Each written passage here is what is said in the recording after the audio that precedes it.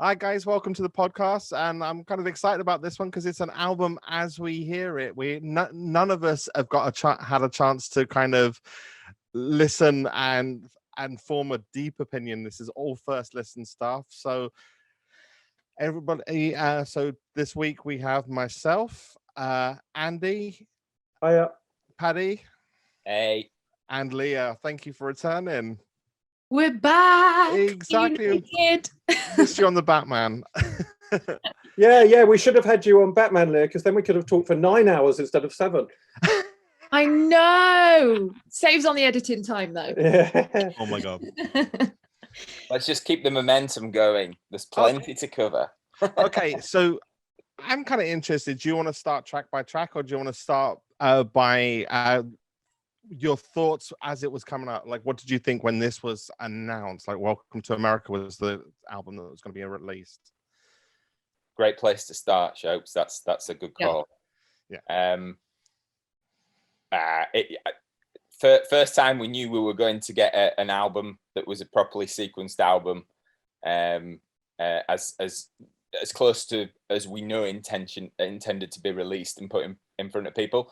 And I think that's funnily enough, a lot of the hyperbole about the Vault and posthumous releases has kind of concentrated in on that a little bit sometimes. Granted, we've had remasters and expanded editions and songs for the people and so on and so forth, but this is sort of feels a little bit like the real deal. It throws up many things that we can talk about around is it the right thing to do, is it not the right thing to do, if he didn't intend something to go out, should it have gone, that kind of thing, which is fascinating, and everybody has their own views.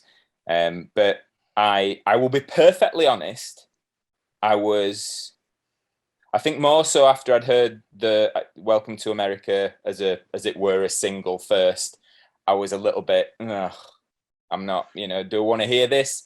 Is this going to prove out some people's view that, it's not, not finished? Yeah. Is it sort of some ideas of like worthiness, all that kind of thing, and quality? I'm delighted to say that whilst this album isn't naturally my cup of tea necessarily stylistically from end to end, I've really, really warmed to it as a piece. There's bits of it I'm not as keen on. Some of it's stronger than others, but I do feel it's a coherent piece of work. It's a decent theme. It's. Yeah, I don't think we've had an album like it before, and I think we've had the odd tune which would fit into this album, but I've really warmed to it. I've really warmed to it. I went out with my bass player last night, and we were talking about it quite a lot, and he was, oh dude, this is the first one for a while that's is really, really my cup of tea. I'm like, that'll be Talent to some degree. But anyway, over to you guys. Expand, please. Can I just like quickly jump in on that last point? I think because, and this will play out in a lot of the kind of discussions we're going to have. I think the reason your bass player might be into this album, it's because it's one of those things where it's stripped back enough where you can hear the bass, just like the guitar as a bass guitar as a prominent feature. So, but I'll give over to Leah. So, what did you think when this was announced? I had a financial meltdown when this was launched. I've never had so much cash coming out of my bank in one go. Honestly, got completely overexcited. I was at work having a complete meltdown, like trying to go outside the classroom to pre-order. I literally ordered everything in one go. No consideration for cost, no consideration for import fees, nothing. So much so that I'm still waiting for deluxe because I just went straight for the estate. So all I have is, as you can see behind me, I know everyone's listening to this and not seeing this, but I have my HMV clear vinyl. That's all I have so far. And obviously streamed it on Spotify and things. I'm waiting for everything else. But for me, I was just so excited. for the first time in a very long time, I had that new album excitement that we all had when he was alive, that new album of what is it? Because it was a package that, as far as I'm aware, was pretty much as he intended. It wasn't, we've got the few bits added by the estate, like the tickets and all that stuff on deluxe. But as a package, it felt like something that he had put together and as it would have been, should it have been released. So I was unbelievably excited. I kind of, like Paddy, heard Welcome to America when they released that and had a bit of a dip in excitement. I hesitated a little bit, but I listened. I was kind of like, I don't want to dislike this album. I want to stay on this kind of positive train. So I listened to it again and again, and it really has warmed on me. And since listening to the album, I'm not like positive through and through. There are one or two I'm a little bit like, not keen on, but I have to say it has lived up to the expectations of it feeling cohesive, and it feels like it's been really well put together. It feels like something he would have released to me. It feels very much so packaged and ready for release. So there's a couple of gems, but I am still in that warming process, I think, of kind of understanding the album and those little riffs that you don't really acknowledge the first time you hear it, but then like an hour later that riff is going around your head again and again. I'm kind of at that stage, but I'm loving it. What about you, Andy? How are you been with it? Well, I was pretty excited to hear we were having a quote marks a new Prince album, and it's just for the same reasons as everyone else, like an actual pretty much finished sequence project. That's exciting, and there aren't that many artists who you can just sort of go back at, once they're gone, you can just go, oh, they left this album lying around, and this album, and this project. Of course, we don't even need to talk about that. Like, we all know that about Prince, but it's amazing when the estate do just go back and just go, oh, here's something, just something coherent. And I was really excited. I haven't spent one red cent on it yet, and I may never. That's another. I don't think it's. I don't like the. I don't like rinsing the fans for the amount they're rinsing it for what we're getting. I know it's all really nice, and there's tickets and there's set lists. I know you love the set list to Chopin, and that's great. But I just from looking around on forums and Facebook and stuff, I see a lot of diehard fans for the first time saying they may hold back on this release. So when you're offering fans really great shiny stuff like this and they're not biting, maybe have a rethink. Maybe, I don't like that set should have come in at half price over here, and then maybe I'd have even thought about it. So anyway, that's I'm not going to dwell on that too much. I think you made an interesting point, and that actually in other countries it was a lot cheaper. Like it's like 70. The same package was $70 in America, and $70 is cool for that. But 140 pounds is not, it's almost like it's getting on for $300. It's getting silly, and when you look at the Sign of the Times Super Deluxe down to just about 50 quid above it now on Amazon, 50 quid about onto the start release price of this. I've gone boring. I don't want to talk about this stuff. I want to talk about the music, but I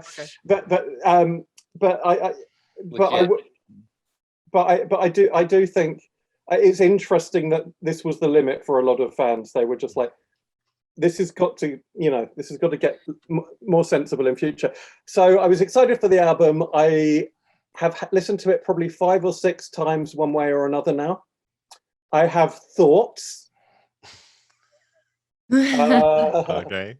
Do you want to talk about how you felt about it coming out of shops, or should we just go straight into slicing and dicing? Yeah, initially when I heard that it was coming out, my first thought was, oh my God, finally something that isn't from the 80s. And I don't mean that, and I don't mean that in that kind of thing. I was so happy with the Sign of the Times. I was so happy with the 1999, and I was really happy with the Purple Rain as well. But it was just like that kind of,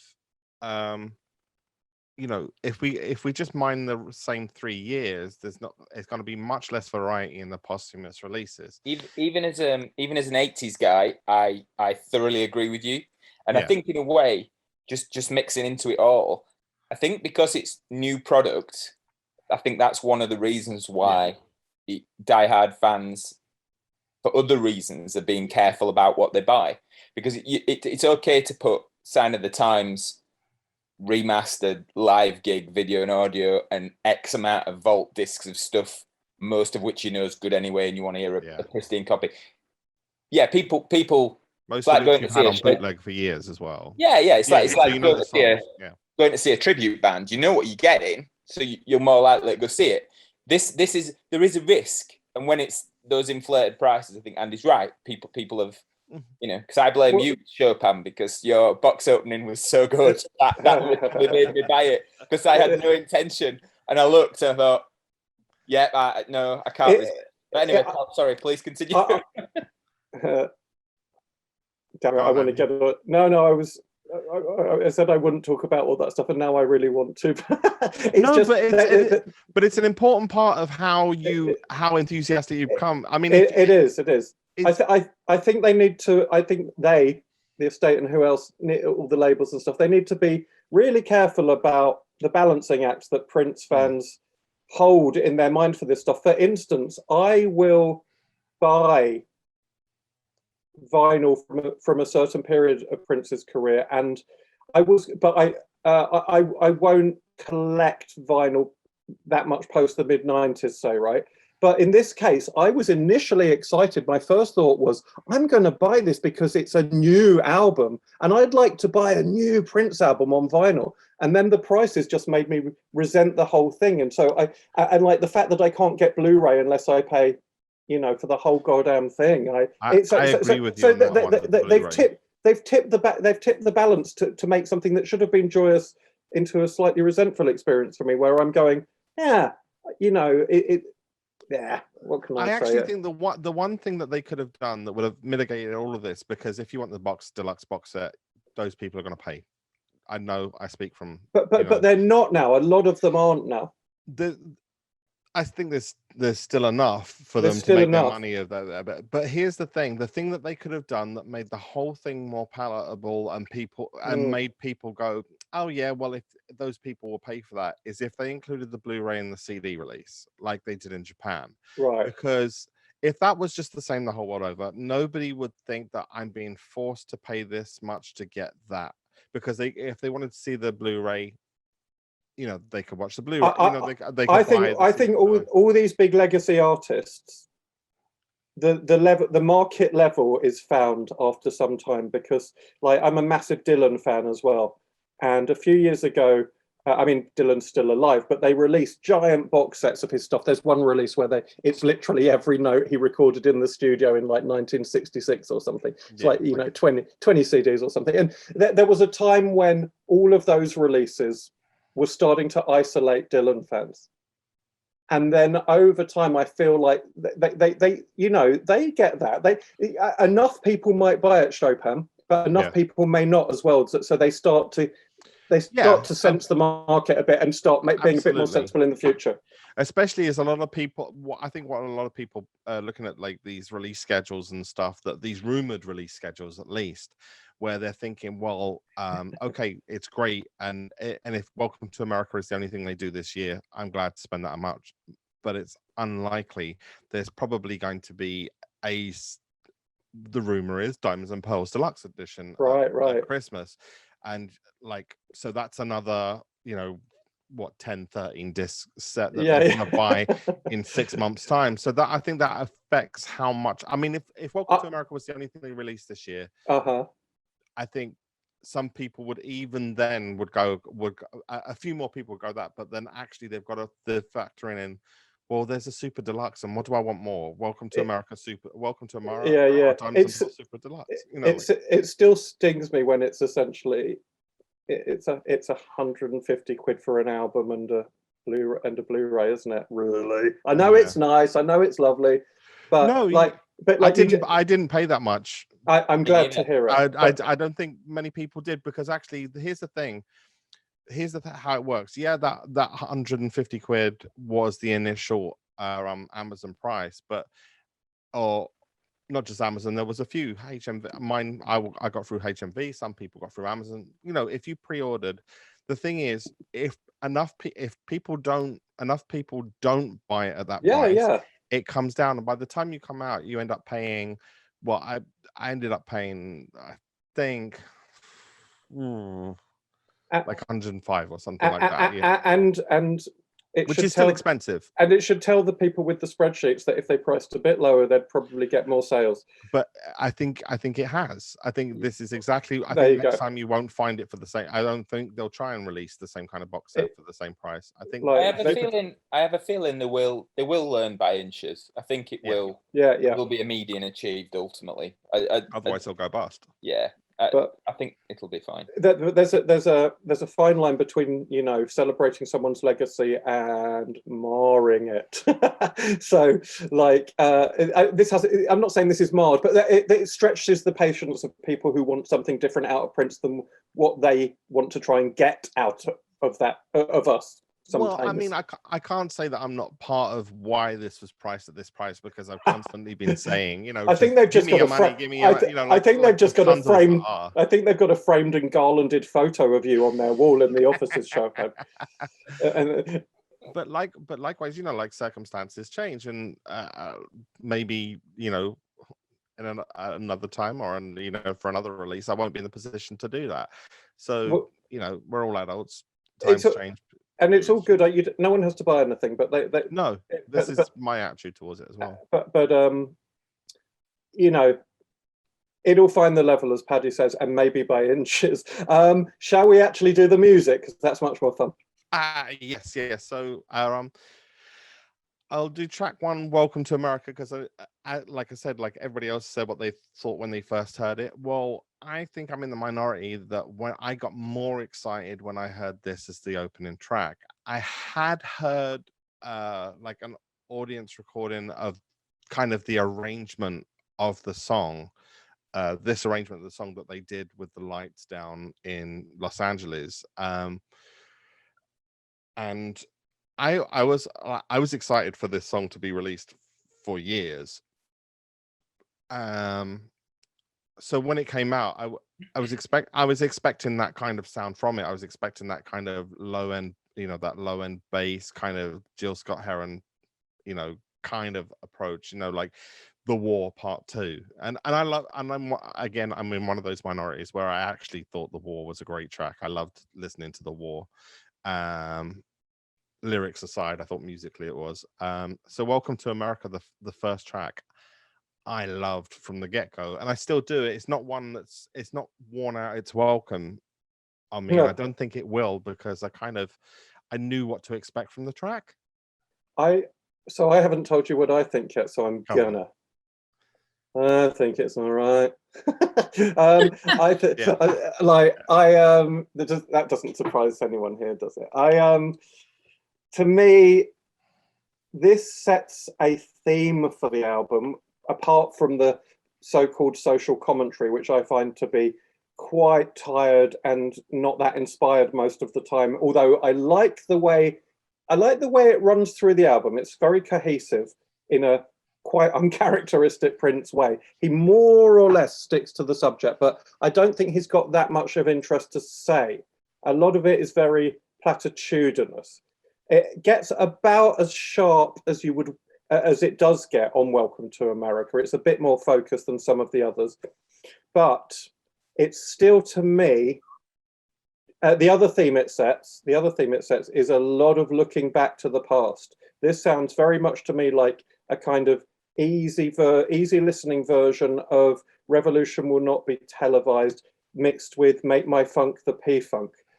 And so it's instantly in debt to Gil Scott-Heron and George Clinton Parliament Funkadelic for me. And I don't find that it's got much to offer beyond that.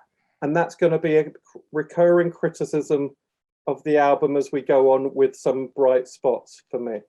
I think the thing for me with that track, because I do like it as a track, it is one that's grown on me. I think because it was released, you know, as the single, it was like the first thing we hear off the album. It's meant to be the thing that you listen to and makes you want to go, I'm buying that album. And I was expecting, like, you meant to be your hit, your one. And I heard it and was like, is that the best we're getting from the album? Is that it? So that's why I had that dip. And once I heard the album as a whole, I was like, okay, there are other standout tracks for me on this album, and tracks that I think are better than Welcome to America. I think for me, it just wasn't the one that should have been released. I know it's the title track, but it just didn't make me want to go and buy the album if I was a Minarin. If that let me be a git for a moment and say that if you're listening to the radio and you hear the scream at the start of Alphabet Street or Get Off, or you hear the funk lick of Kiss, you stop everything, right? Yeah. And that's what a title track from Prince did in the heyday, or a lead single, and we all know that. So it's unfair, but it does fit nicely in establishing the album. It works more in context, but I don't find everything set to 5 on that for me. What stands out? It's a great opener. It opens the album beautifully. It sets the scene. You get the vibe of what's to come. I just don't think it should have been the single. It's funny.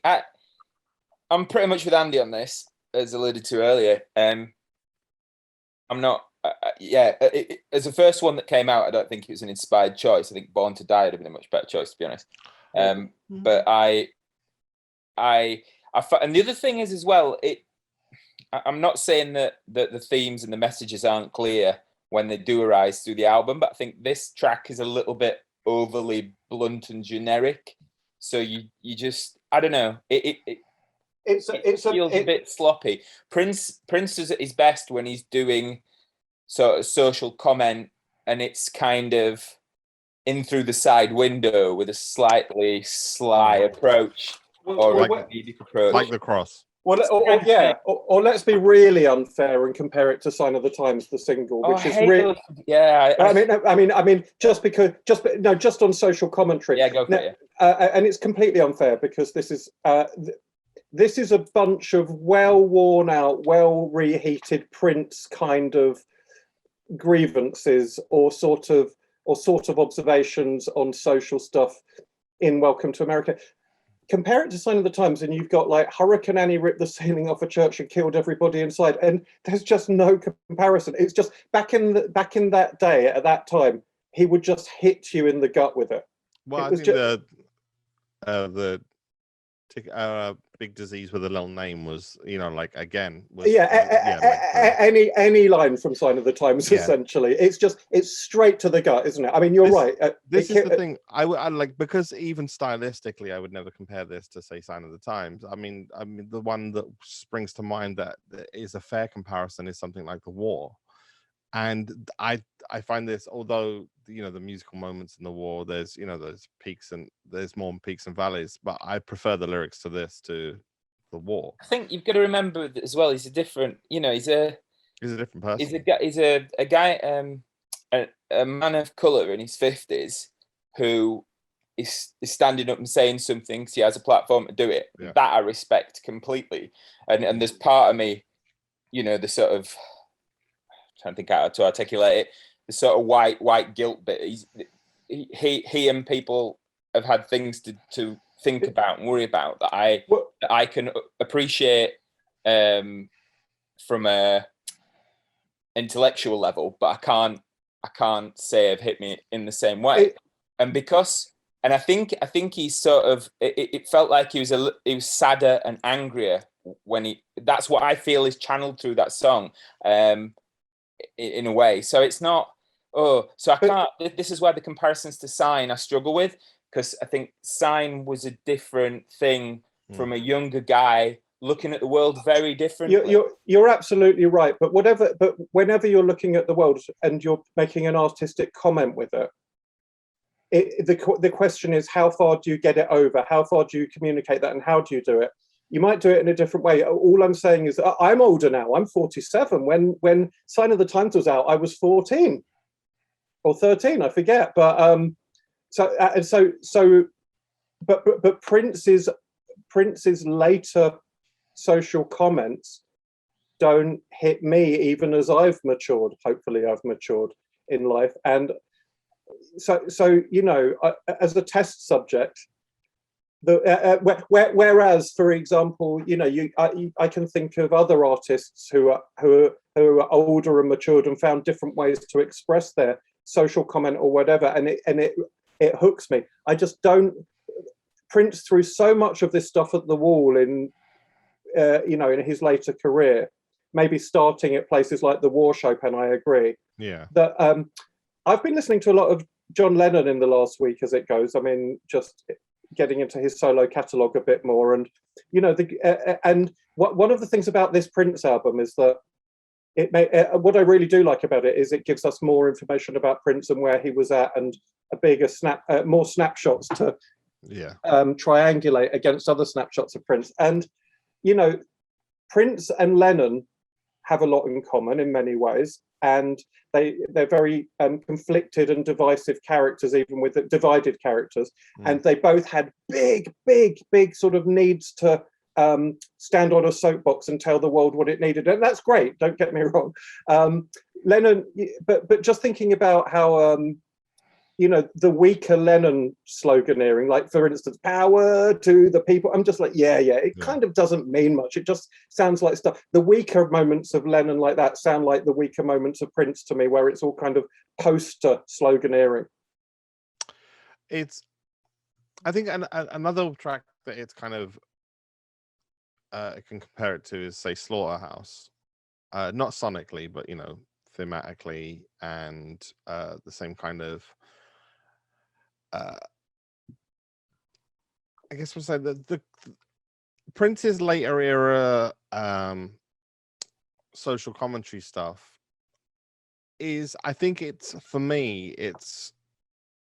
conflicted by the fact that it's trying to have this kind of the world needs to change while clinging to very like old religions and very old very conservative old ideas of God, and mentioning things like the theocratic order, where man, woman, God, man, woman, child. And it's just like, again, of course, with anything Prince does, it's conflicted, but like I find that a lot of the social commentary I would fly and feel a lot more kind of liberated by if there wasn't just that little bit of religious conservatism.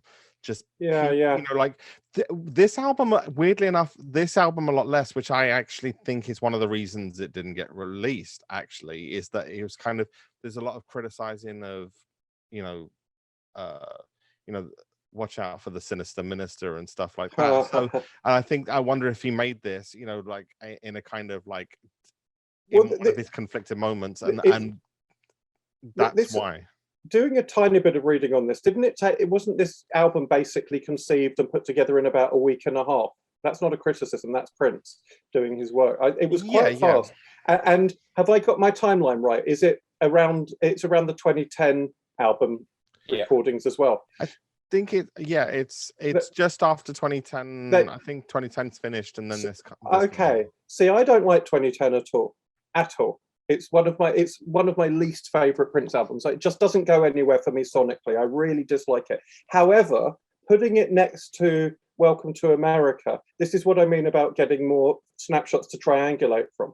Because one of the weaknesses that Prince had acknowledged himself at times was that, with why should I do that when I can do this? And he said in interviews that he sometimes didn't know what to do because he could do everything. And if you can sit down and basically record 2010 and then record Welcome to America, who are you? So it's like, and what do you want to say? So this is him trying out stuff. He can do all of it, right? But it's just, what does he want to give to the world? And I find it fascinating to put them together. This actually makes me want to go and listen to 2010 for the first time in years again, just to see why he, if you can wake up one morning and say, I'm going to make an album called 2010, and it's going to basically be sort of synthetic and romantic and sort of not really about anything and a bit dreamy, and then wake up the next week and say, I'm going to make a social commentary album. That to me is interesting, but it doesn't necessarily, it shows me Prince's problems as an artist more than his strength is his weakness sometimes. Which is why I think no matter how good or bad the stuff that comes out is it's still worth releasing. And I agree fully. I just want to hear more and more if you information. don't like it, it tells you something about Prince. Like you say, you're getting that from it. I'm getting that there's sonic overlap between this and 2010. I don't think I'd say very little. I'd say the only sonic overlap I could really hear was the synth lines on Yes.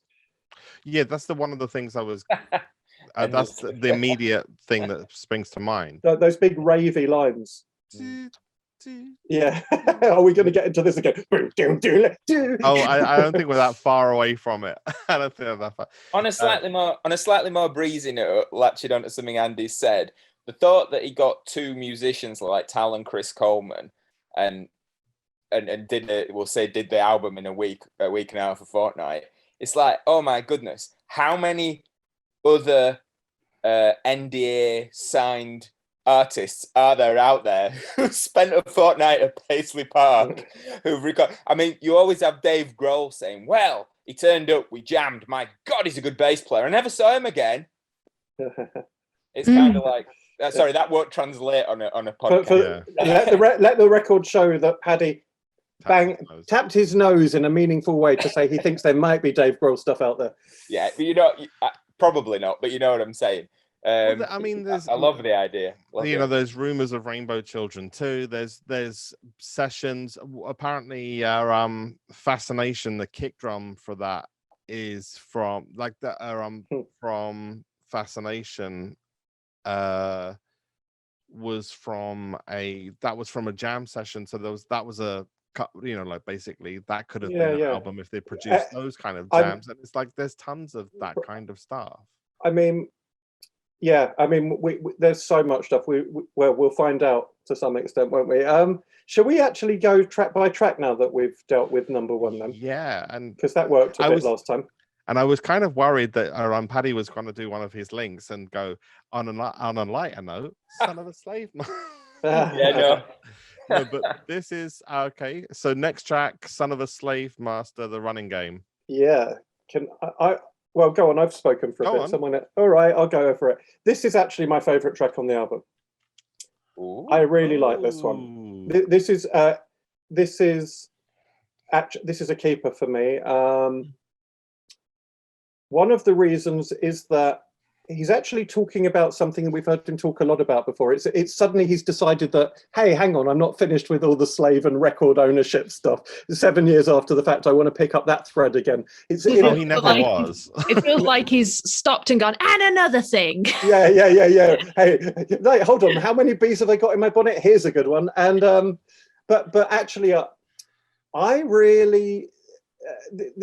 I can hear him singing about something that he relates to and feeling it in this one. I like that he gives the vocals over and only sits in on it here and there. It's very relaxed. It's very in the pocket.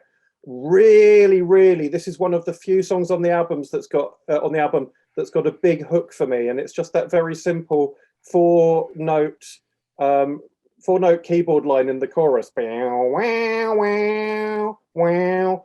I really like this one. It's tight. Leah? Oh, I was kind of hoping you wouldn't come to me on this one. We're going to come to you on all of them, good or bad.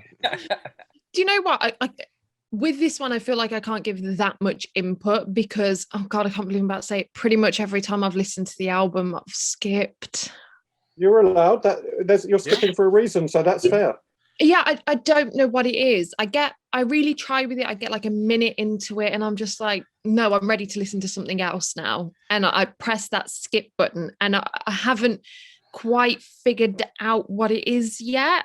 It takes a while. 6 months' time, it's going to be your favorite. That's why you skip. It probably will. It will. It's really nicely arranged. It's really well thought out. I really like how Prince just dips in and out of letting who is it, Shelby and who else on Liv and Alyssa. There you go. Letting those three do their thing. Obviously all programmed by Prince to do their thing. But I really, really like the arrangement. There's loads of little bits in it. It's all held together by that chorus. I love it, really, actually.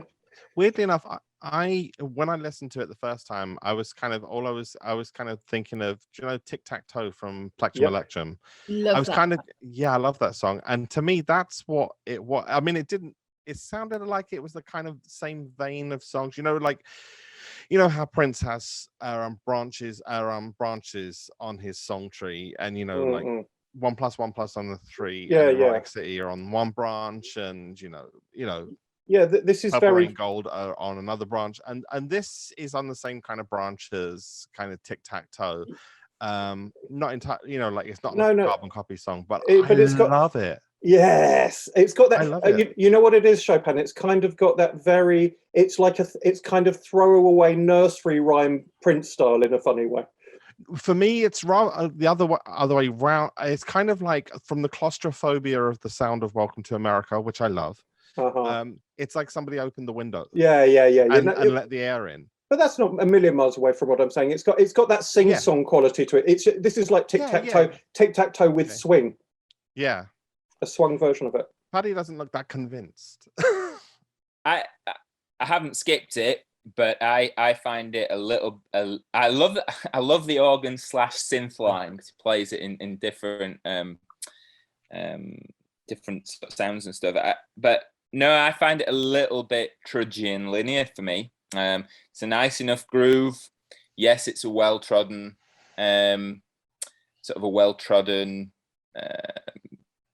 lyrical direction, all that kind of thing. But it doesn't. It's okay. Nothing much more than that for me. I think it's a strong bass for me. I mean, bass with an E on it.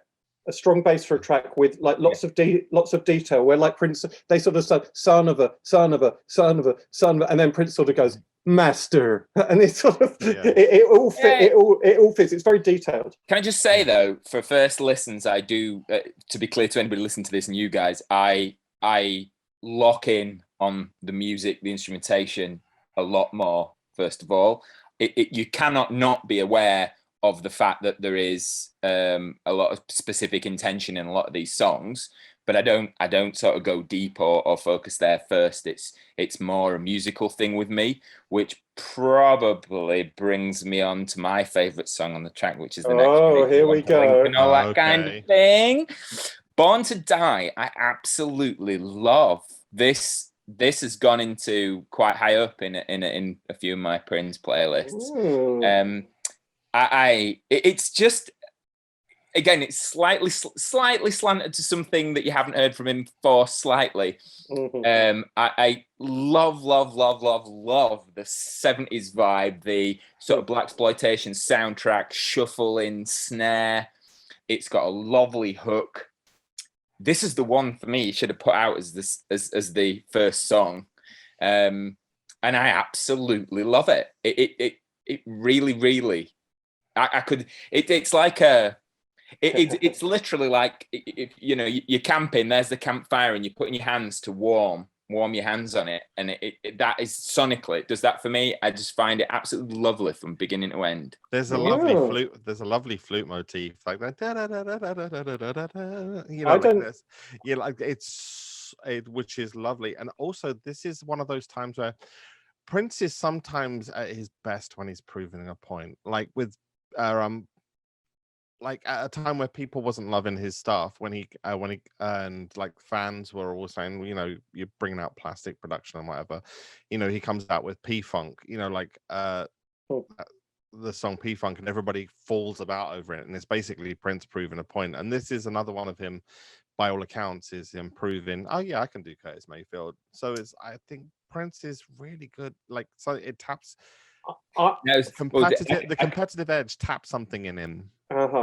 I can do Curtis Mayfield, but Curtis Mayfield can't do me. Well, that's always true. I don't like it when I hear Prince being too pastiche of someone, and I quite like Born to Die. But to me, it's so from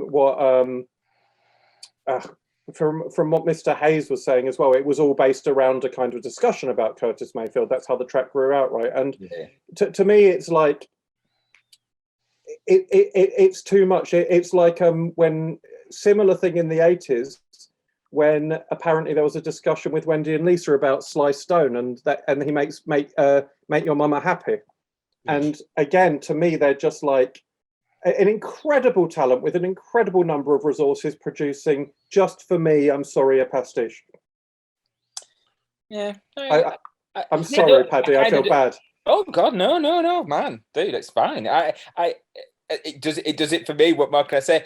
I could see this as a double A side with Chelsea Rogers, like the 70s hit. I don't like Chelsea Rogers. Oh, the two different sides, 70s disco track with all bass line, and then sort of this shuffling like Curtis Mayfield-esque thing. I just love it. To be really harsh, again, the lyrics aren't sharp enough, and when he sort of says that was when she lost her virginity, it feels misplaced in this type of song. It feels like the only bit I don't like. That's the only bit of that song. It's a real loss of class, isn't it?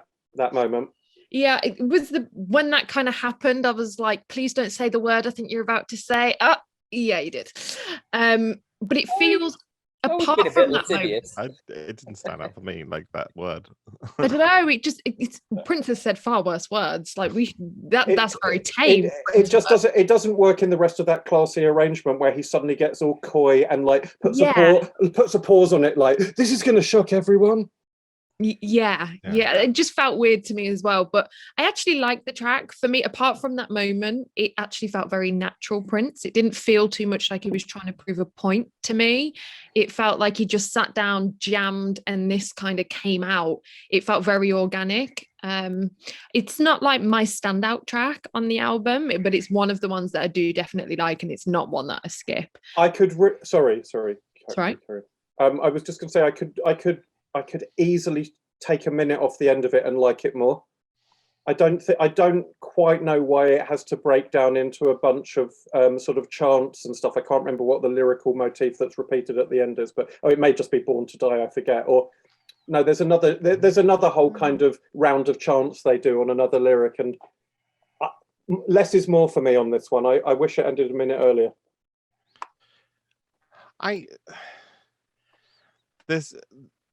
Is it the greatest song on the album, or I'm not sure it's the best song on the album, but I really like it. I really like it, and I see more than pastiche in it, and some of his vocal presentations are like the way, and not to kind of go on and sing lines, but some of the ways he holds back, and like the way he when she's pimping every bottle from New York to LA, and like there's some beautiful push and pull with his vocals that although they're maybe pastiche, but there's enough of him in it to stop it being like kind of, oh, he's just doing Curtis Mayfield. I may not even have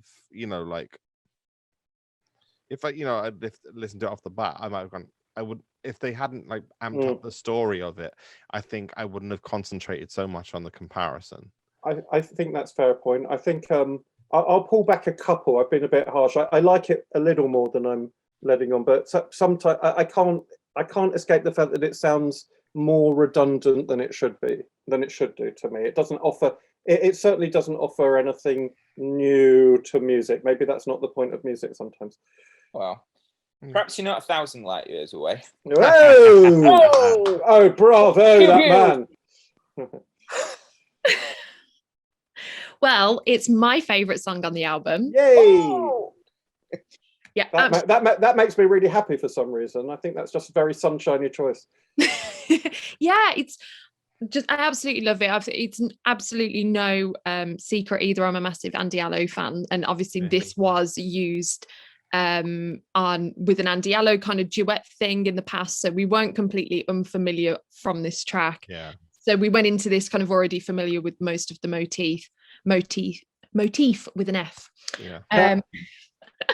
But I absolutely love this track. For me, it's joyful, it's happy, as you just said, Andy. It's really light, but again, it just feels genuine. I think there's so much on this album that feels like him making a point, feels like it's been written in a certain way to convey this, but it just feels really natural to me. I love Alyssa, Liv, and Shelby, like their vocals I absolutely adore, and I love how much they're used throughout the whole album.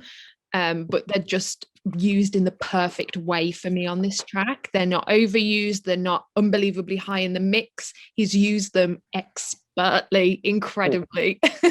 I could see you kind of nodding along there, Chopin. Yeah, I think he's blended in as one of the girls, actually, his voice, like rather than co-leads and stuff, it's all Yeah. co-leads rather than, duets and stuff. I think he, like, sometimes they're just backing singers and sometimes they're a feature, but with this, like all four voices kind of blend, and also this steps back to that kind of thing of lyrically he makes a socially conscious point in a lot more kind of delicate, optimistic. It's a lot more fun. Yeah, it's fun, and it's also more back to the kind of poetic approach as opposed to mass media. Yeah, it's somebody's watching you. This is like, we can live underwater because we've never been part of this, because we've never been. You're covering slavery, the current Black Lives Matter movement, and global warming. Right, and in one little optimistic. Will survive. Right, and it's got the imaginative playfulness that something like Welcome to America doesn't. It's like, here are the problems and here's the solution. We're going to go to an underwater Atlantis utopia because I'm Prince and I'm still Daffy, and that's great. I like that, and it reminds me. This reminds me of, in a good way this time, of say some Stevie Wonder stuff. It reminds me of like Saturn by Stevie Wonder, just in being it's a fantasia. Yes, it's a fantasia. It's a vision of utopia. I don't love it. I like it, and I like all the things that I've just mentioned about it. In the right mood, this hits me really nicely. Am I wrong, or I can't remember? Is there some lyrical crossover with Black Muse? Did that go to 1,000? This was used as the end of Black Muse. Yeah, the lines in Black Muse. Yeah, that's right. I haven't listened to Black Muse for a while, but I really like Black Years from here. Yeah, this was used in Black. So this is a sister. They used the melody as well. Yeah. The lyrics were different, but the melody. Yeah. Right. Well, this is a sister track to Black Muse, and I really like Black Muse. And again, Black Muse. See the different. Light years from here. Yeah. It was used in both. Yeah, that's right. And then I thought it was. I just haven't listened to it for a while. But again, Black Muse, instantly I felt he was channeling Stevie, and I think that's what I like it when he's channeling something, rather than, for me, pastiching something. And that's a nice blend. It's a nice track. Do you know what it is about this track for me as well? Is I like 2010. I really like it as an album. I think on the one day a year that us in the UK get summer, 2010 is like the best album to listen to. But I do understand why people don't as well. If I'm not in the mood for that, that's like the worst album I could play. So for me, this track is the perfect middleman between 2010 and Artificial Age. It's the perfect middleman for me. It sits perfectly in the middle. I love Artificial Age as well. It's one of my favorite. I love Artificial Age. I'm a big fan of that album. Yeah, and for me, it takes like 50% of 2010, 50% of Artificial Age, and right in the middle, we've got 1,000 Light Years from here. This sounds like the weirdest maths paper ever. We'd pass though. Yeah, this is true. Okay, I definitely give this song a pass as well. I think it's a needed uplift, actually. Holistically, I'm not blown away by it, I'll be Agreed. honest. But that chorus, that line, is a really, really nice line. Yep. It lifts everything else with it. Decent track. Really like it. I think it'd be a nice chilled live track as well. Good track. I really love the kind of the bridge, like descending vocal line when he goes 1,000 light years in me. Oh yeah. I love the way he does that, and then it lifts to 1,000. Like, I gotta say, this is one of those songs that, like, when I first heard it, it was just like I felt happy and up, and I was just like, actually, I would kind of, like you guys are saying, Welcome to America should have been like another track. I think Hot Summer should have been this one, like as the pre-release one. But I love this song. I think this as well. Do you think this is my second? This is my second. It's only narrowly beaten out by another one, but I know what that's going to be, but I say nothing. Yeah, exactly. But this comes in a close second, and just because I felt lifted when I listened to it, and there's loads of little details in it that are beautiful. The acoustic guitar in the background is gorgeous. I'm sorry, Paddy. No, it's all right. Sorry. Do you think? I can't exactly remember what you. It was related to this track, but I can't remember exactly. We mentioned the BLM stuff, Floyd. I don't know if this is an absolute no-brainer or if it's not a no-brainer. So I'm kind of checking whether I think I'm nuts or not. To what degree, if at all, do you think that the choice of this particular album, because everybody's, it's sort of eerily relevant. Yeah, it is. But I think most of the things he talks about have been pretty much how they are for him for years and years and years and years. But do you think that it was a conscious decision to release it because it had this theme? Do you think that's an absolute lock?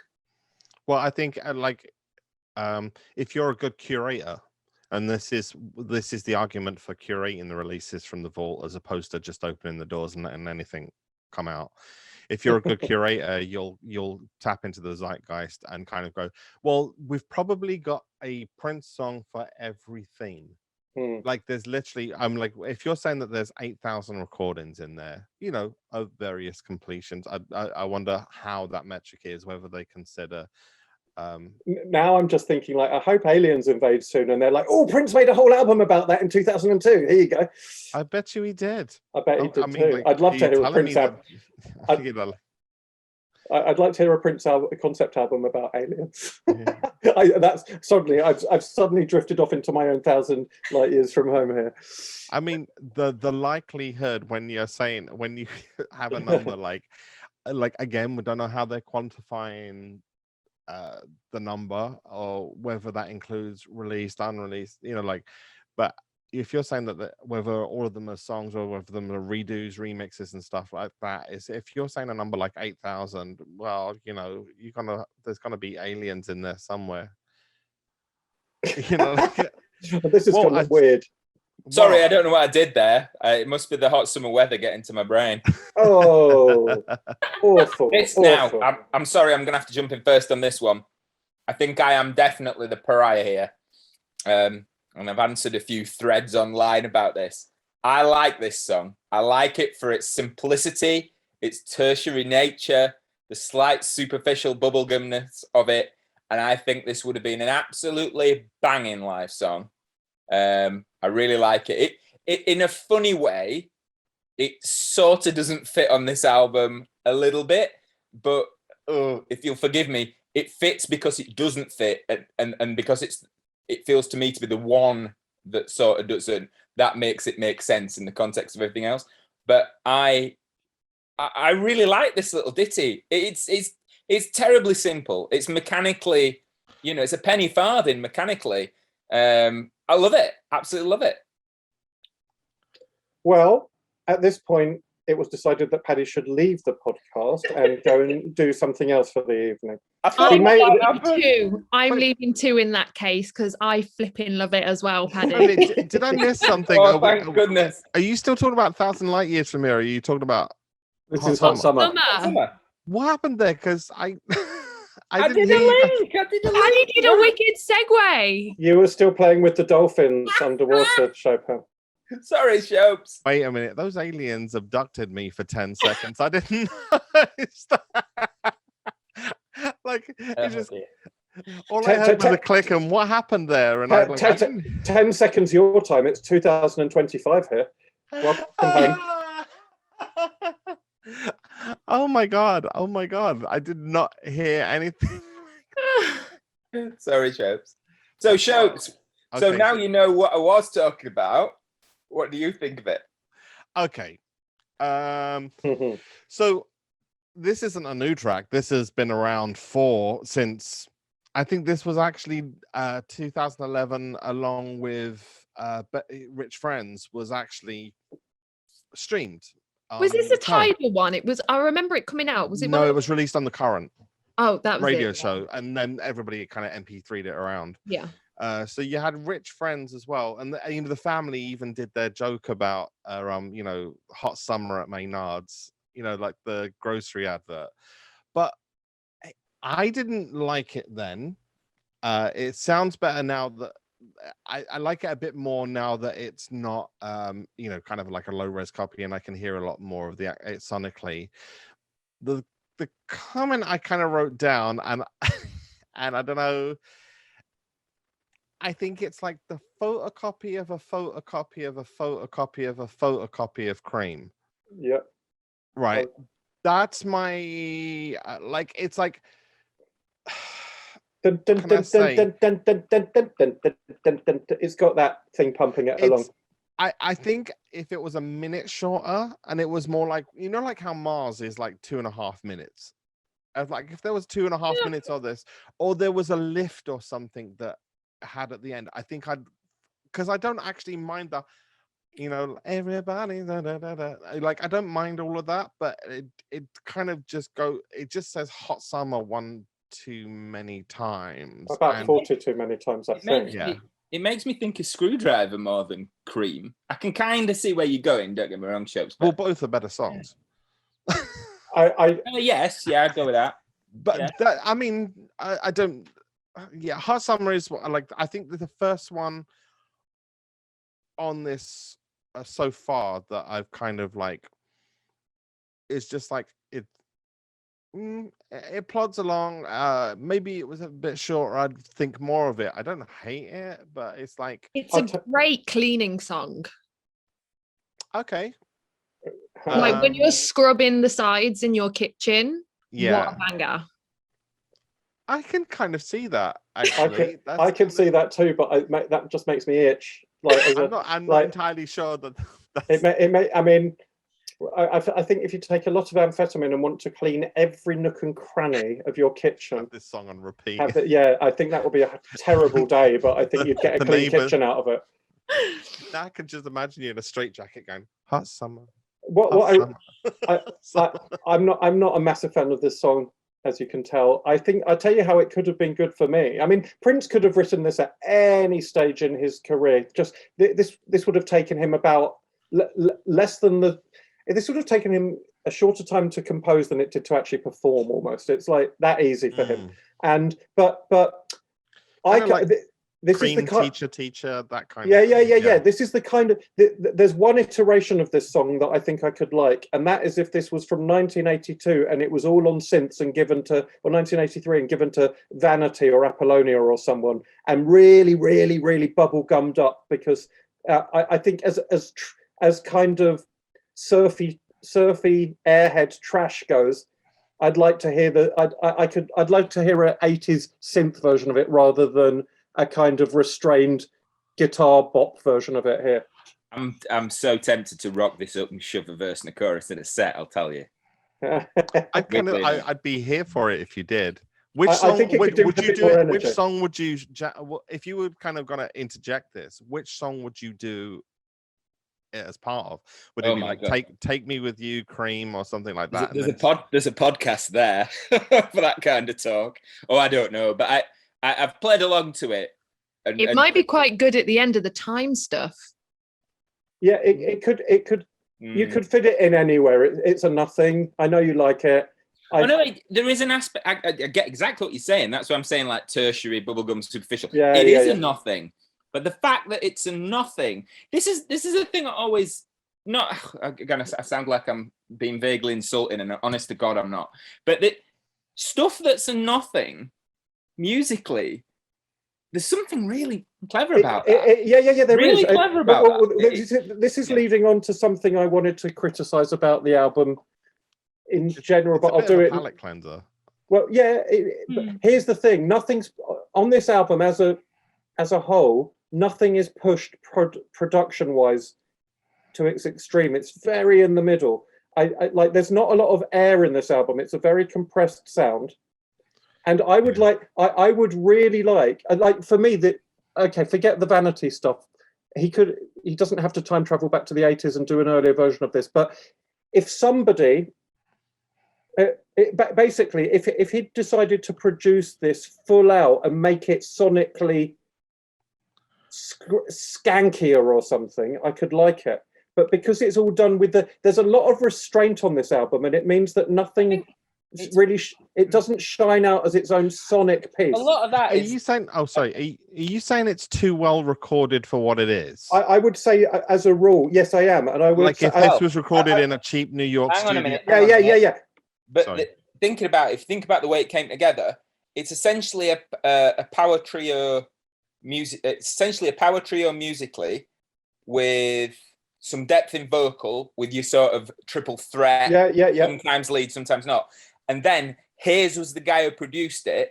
And apparently the quote to Hayes was, look, just overproduce it and I'll take out what I don't want. I know. I can see how it's got to where it's got in that respect. And I don't mind it for that. But I would like a different set of ears on this. I wish Prince had... This album really reminded me of the old, don't you wish that Prince had worked with some different producers argument, which, yes, I do. I think I would love to hear what somebody who wasn't in Prince's thrall, but obviously Mr. Hayes is, right? Maurice Hayes is. I'd like to hear what a really, really interesting creative producer could have done with this material in the studio, and like given every song a different sonic soundscape.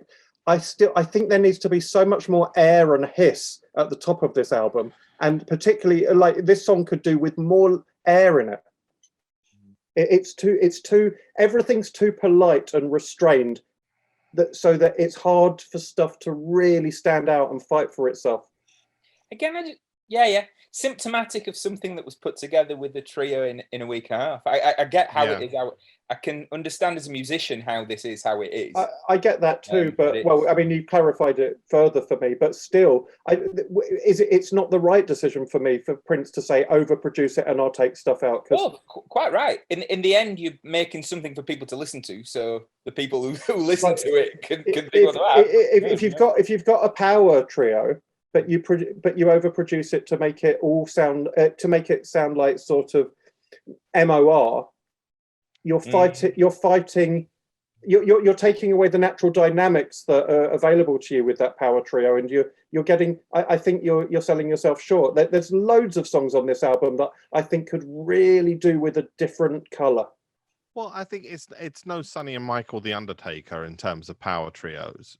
Like, it's. I think it would have been maybe like if we're talking about ways in which this could have been better recorded or something, is if they learned all the songs and then they did a standalone gig at the Dakota or First Avenue or anywhere but Paisley, and recorded the bed tracks that way, and produce those bed tracks just to create a kind of more dynamic track. Yeah, the dynamics really are all too polite for me on this album as a whole. On this song, I would say on this song, on Hot Summer specifically, there are places where it isn't, but this song, I would say that's true. Yeah, this is a good example of it for sure. Can I say one last thing about it? It really annoys me. Can't you just say it's gonna be a hot summer? I can't stand it. Just say it's not gonna be hot summer. It's gonna be a hot summer. I need that indefinite article. It drives me nuts. Well, when you're a prolific lyricist, sometimes you've just got to stand up and be strong. Oh, well, that's funny because this is the only lyric he didn't write. This is but I appreciate the link. It was tasty.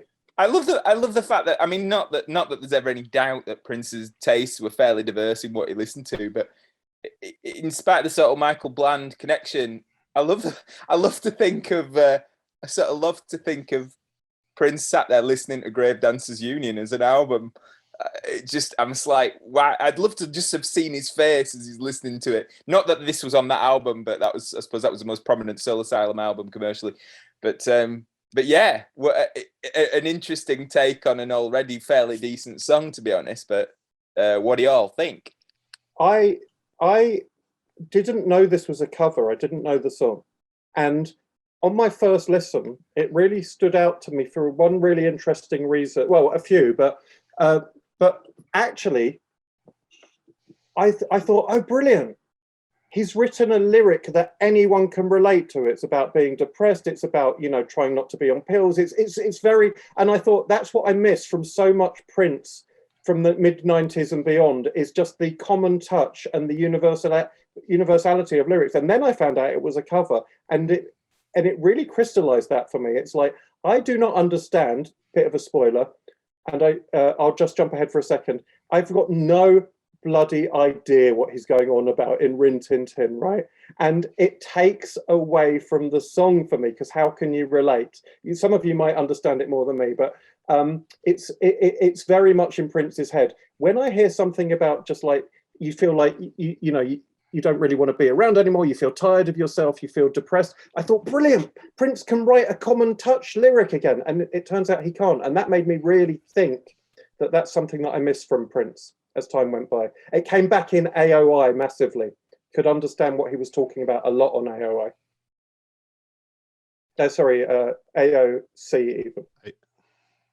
I was thinking of the De La Soul album, AOI there. Arthur I love Schlade, this song. Love it. It's in my top 4, I would say. I, like Andy, didn't know that this was a cover. And it's interesting, like you said, kind of when you know that, you go, oh, that's what that different thing is that's in there that's attracted me to this. But I love it. It kind of reminds me of that Still Would Stand All Time gospel feel. But I absolutely love it. It's one of the few Prince songs that genuinely lift me, like from my inner soul when I listen to. Still Would Stand All Time does that, Gold does that, and this is one of those. And I know I'm ranking these with some really big songs here, but it brings that same feeling to me. It's up there with some very select Prince songs that I listen to and I genuinely feel significantly better and uplifted after listening to it. It spiritually affects me more than a lot of his other work. And again, the background that Alyssa, Liv, Shelby just bring that to a whole new level. And I don't think any of the vocalists that he'd worked with could have been able to pull that off and lift it the way that they did. Really agree with the Still Would Stand All Time. It reminds me of the version of Stand All Time that's on Small Club, and I think a lot of the chord changes and intervals are very similar. But then I went and listened to the original, and I didn't give it much time because it's not. I just wanted to hear a comparison. I was interested to see how different musically it was. Completely different genre, obviously, sort of pop grunge. Really, really like how Prince Still Would Stand All Time did this song. Really like what he did to it. Really nice. Really like his vocal delivery. It does upset me a bit that he couldn't necessarily write the songs that affect me so much at this stage in his career. And like it's like I always go, oh, I want that to be a Prince original, then I'd like it more. I don't want to give my opinion after Leah loved it so much. No, you can always trash You the can other do people it. on this. Come on. I am convinced this is a placeholder that he put on a sequence in that wasn't that it was. I don't know. Maybe I'm wrong, but I can't see how this clearly unfinished song. Whoa! I don't hear that at all. Literally, like got like. Wow. That's what I hear. I hear like, oh, you haven't put the reverbs on. You haven't put this on. That, I mean, and sometimes that's the style of the song, and maybe there's something I'm not really. I mean, there's one really interesting bit that Prince sings that line about if you're in a house in the hill taking too many pills because you've lost the thrill. I mean, the fact that he recorded that in 2010 and it's kind of like if poignant. It's quite poignant, whether whether the issues were there then and or he just liked this song and with all things he definitely sings it. He definitely sings this with conviction and connection. I'm not saying to that line in particular or not, but he really connects with this song and it's a good performance. Like, this is the problem with Prince, is like there's no bad performance. Like, they're always in tune, on time. Like they're all well played and stuff like that. But this, I don't know. This was like a kind of I'm not entirely sure I connect to the like the lyrics of it, and I love Stand All Time. Get a bit older and a bit tireder like me, and you'll connect more. Oh, I'm old and tired. You're not. You're not old and tired enough. No, we're still. Hey, I'm older and tireder than all of you, so. Okay. But I like still would Stand All Time. Mind-blowingly spiritual, lifts me and thing. Like, again, even though this is a patch of the album, Hot Summer and Stand Up and Be Strong. These are probably my two least favorite on the album. Still glad I got to hear them. Always. If we're talking about in context, for no other reason than, Leah's feeling lifted from this, right? So somewhere out there's something, and I feel this way about many other parts of his career that aren't my favorite and stuff. I'm still glad I got to hear them, and I'm still glad this stuff is coming out, even if it's not going to be, give me gold experience or Dumbs and Pearls feels. It's still, I think that's what we've got. It's still, a good enough song, performed in a good way, and somebody's getting something out of it. So, it would be, it would be selfish for me to go, this is crap. It should never have seen the light of day. It's just like, okay, well, this is, out of the 10,000 songs, Prince songs I've heard, this one I don't relate to, and I can't gel with. But have we heard what Paddy thinks on this one? Go on. I really like the original. That was very hesitant. I have to think about this one because it's got a few dynamics, and I'm a Soul Asylum fan, so I'm sort of it's different for me. Yeah. It's a fairly solid cover for me. He does his own thing. I have to say, I don't think it feels like it's a filler. I think the song, I can see how the theme of the song is. It has humanity, and that kind of thing, like a genericized humanity, and that kind of thing, sort of a non-political humanity, and that perhaps sat in the middle of this particular album does something, has more power because of it. I don't know. Yeah. But yeah, I like it. I wouldn't have minded had he been a little bit heavier in guitar, but that's a guitarist from my band saying that. So I don't think that holds a great deal of water. But the sort of gospelization and the soul, it's okay. It's okay. I enjoyed it, yes, but not mad really. Yeah. All righty. Where are we next? Or have you got a link for us, Paddy? I'll just check the record, see where we are. Yeah. You cross them, Andy. I'll let them in, mate. Got it. Assist. Yes. Check the record. This has got to be Chopin kicking us off here because I've got a feeling. Best song on the record. What makes the entire every version of the album that I bought makes it all worthwhile. Like, what was the very first thing you thought when you heard it? I'd heard a live version of Third Eye Girl at the Dakota Club, so I kind of knew the song a bit. But when I heard the version that was on here, I mean,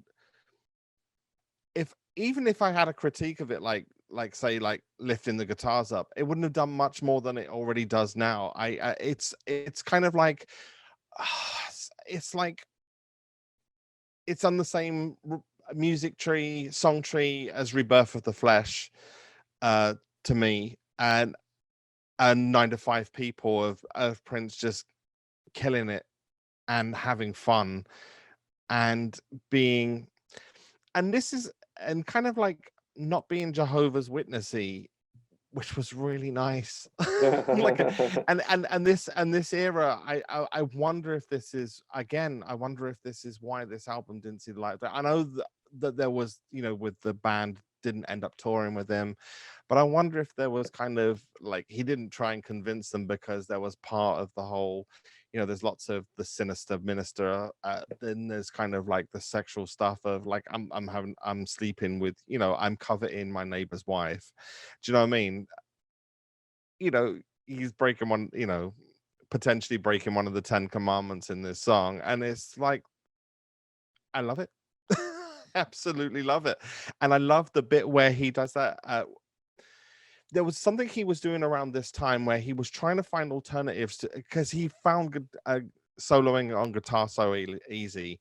He was trying to find alternatives, and on Baltimore, what he did was rather than have the guitar solo, he had the string arrangement of the guitar solo that he recorded. And this one, you've got him going to do that, that kind of slide in the Family Stone. It's very Riot going on, that bit. Yeah, exactly. And like initially I was like, does this mean it's unfinished and he meant to? And then I was like, no, it's that. He's trying to find alternatives because it would be so obvious to put the screaming, but it's got enough restraint to it to make, but it's got enough power to it to make me feel released, and enough restraint to not make it feel guitar wanky. So it's, to me, this gives me all of the energy there is. And if you don't like it, I don't care. I don't care, because I love this song. Go on. I could talk forever. So we need to edit it. We need to edit in a mic drop after. If you don't like it, I don't care. That's it. Check the record. Oh. Well, I'm going to do a little bit of what you just did to me, a little bit, and not as much though. Fair game. You see, some people have class, Chopin. No, be brutal. If you don't like it, you don't like it. No, I do like it. Do you know what? When I was listening to the album for the first time through, and that intro came in, I was like, "What is this? What is this?" Like, I was instantly excited because of the Lindrum, isn't it? Yeah, that's why I was asking Chopin. What was your first thought? Yeah. That I immediately, again, musician guy who's had to think about Lindrum samples. How's this all going to work? My ears, whoop! Oh, it's some Lindrum for the first time. What's going on here then? Yeah, that's exactly it. It stands out for me. It does sound completely different to anything else on the album, and it is a step back.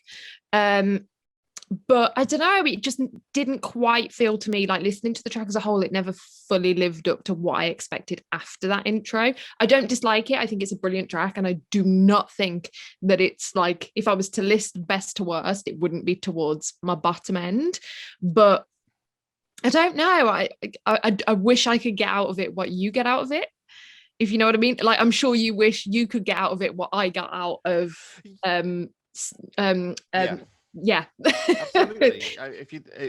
And sometimes, weirdly enough, this has happened to me on more than one occasion where I've not got a song and somebody said something and it's opened it up to me, and I'm going to go back and listen to that song for sure, because I was listening with my own ears, and I'll start listening to that one with, this is the whole point of talking about music, is not to kind of, for me, it's not about standing your ground or being competitive. It's about getting other people to see what you see, and having somebody else and understanding what other people are seeing. I think it's more, I talk about music as an addition rather than subtraction. Like, it's not about rolling that fence around. I think that the thing when you will enjoy this song and when you'll get something out of this song is the next Prince party, if they play it and they have a pole in the middle of the room, because I'm gonna be on it. But like, so like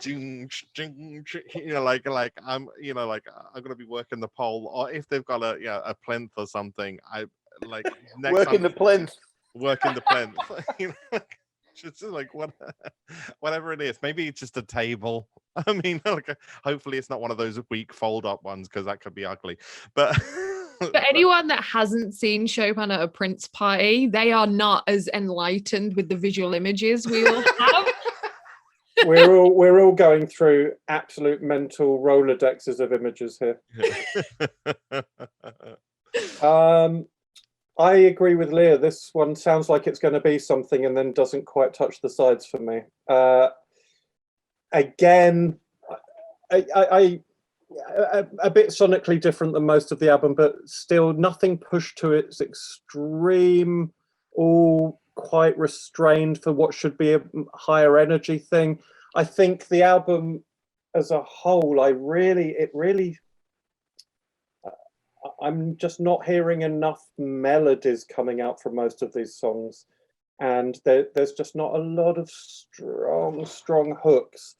However, I think Check the Record is going to grow on me. I think it sounded like so much shuck and jive to me for the first few times, but I'm starting to hear more details in there now. And again, the problem with Prince, it's been alluded to here and there a bit today, he's so good. Most people can't get near this sort of detail and arrangement.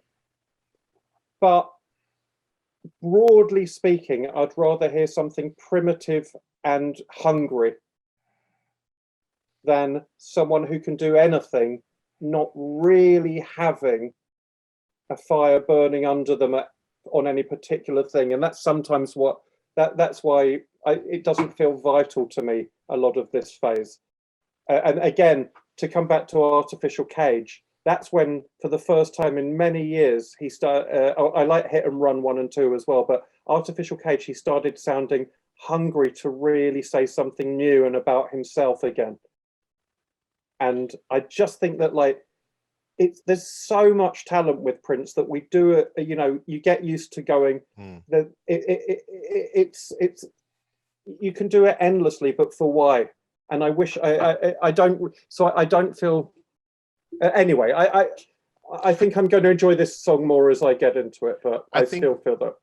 Not to kind of cut off before we go to Paddy, but I think this is all of these albums, these 2010s, Welcome to America, and there was apparently quite a few other albums made around this time that didn't make it. I think Morris Hayes said there was something like 10 albums around this time, and which might include 2010 and this, but I think it was unreleased, so this would have been, that means that there's kind of 9 more. And I'm not sure if that includes Black is the New Black with the mono neon stuff, but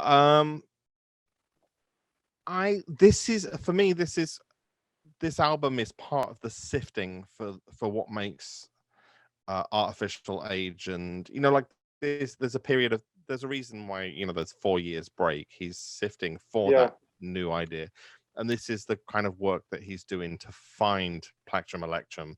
Like, you can tell this song, the kind of vibe of this song grows into, you know, Plectrum Electrum, whereas, you know, 1,000 Light Years and When She Comes grows into Hit and Run Phase 2. So in 2010 there's ideas on that grow into AOA.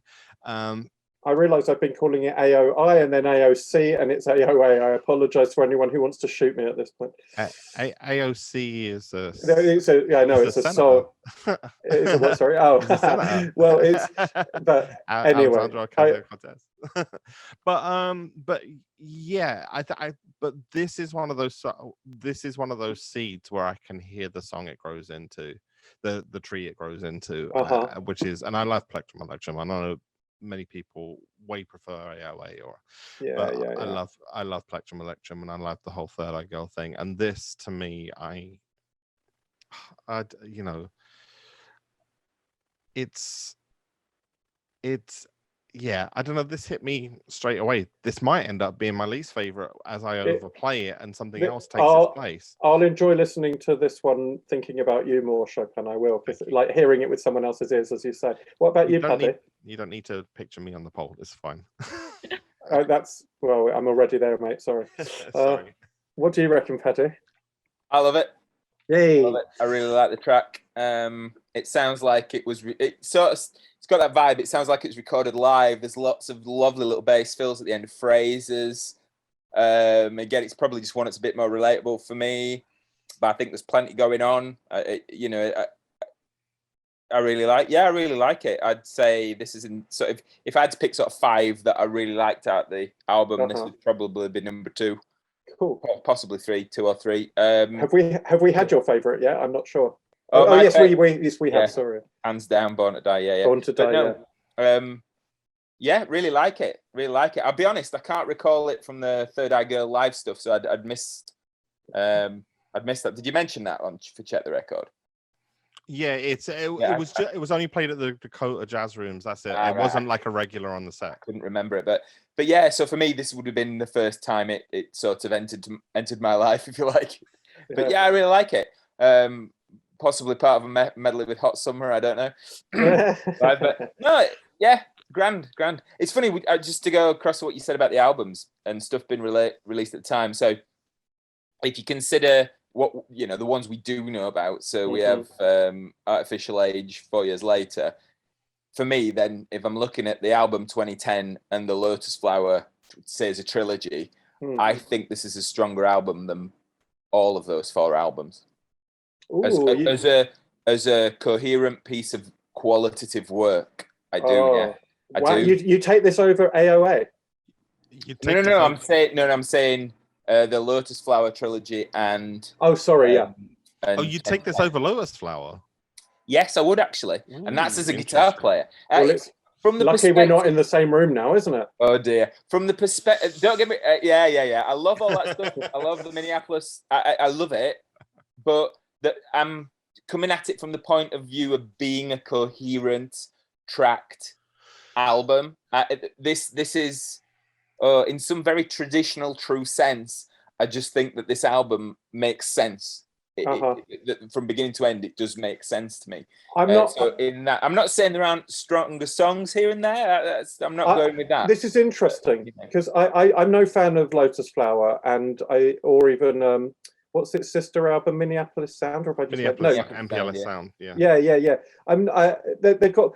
I'm no fan of those albums, and I really don't like 2010. And but the thing, the album we're discussing now.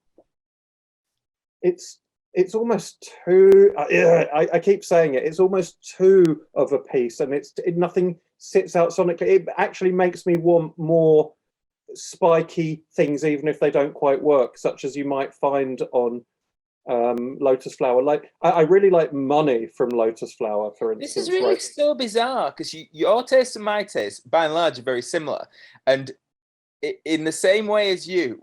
Yeah, I like the spiky stuff, the really odd stuff, the out there stuff a little bit more, predominantly 80s and so on. But there is still something that pulls me and sort of centers me with how this is being presented as a sequence piece as an album release. And this is, like I was saying to my bass player Ryan, was like, oh, this is my cup of tea, this album, I really like it. And this album isn't naturally my cup of tea at all. So I find it odd that I feel like that. But I do.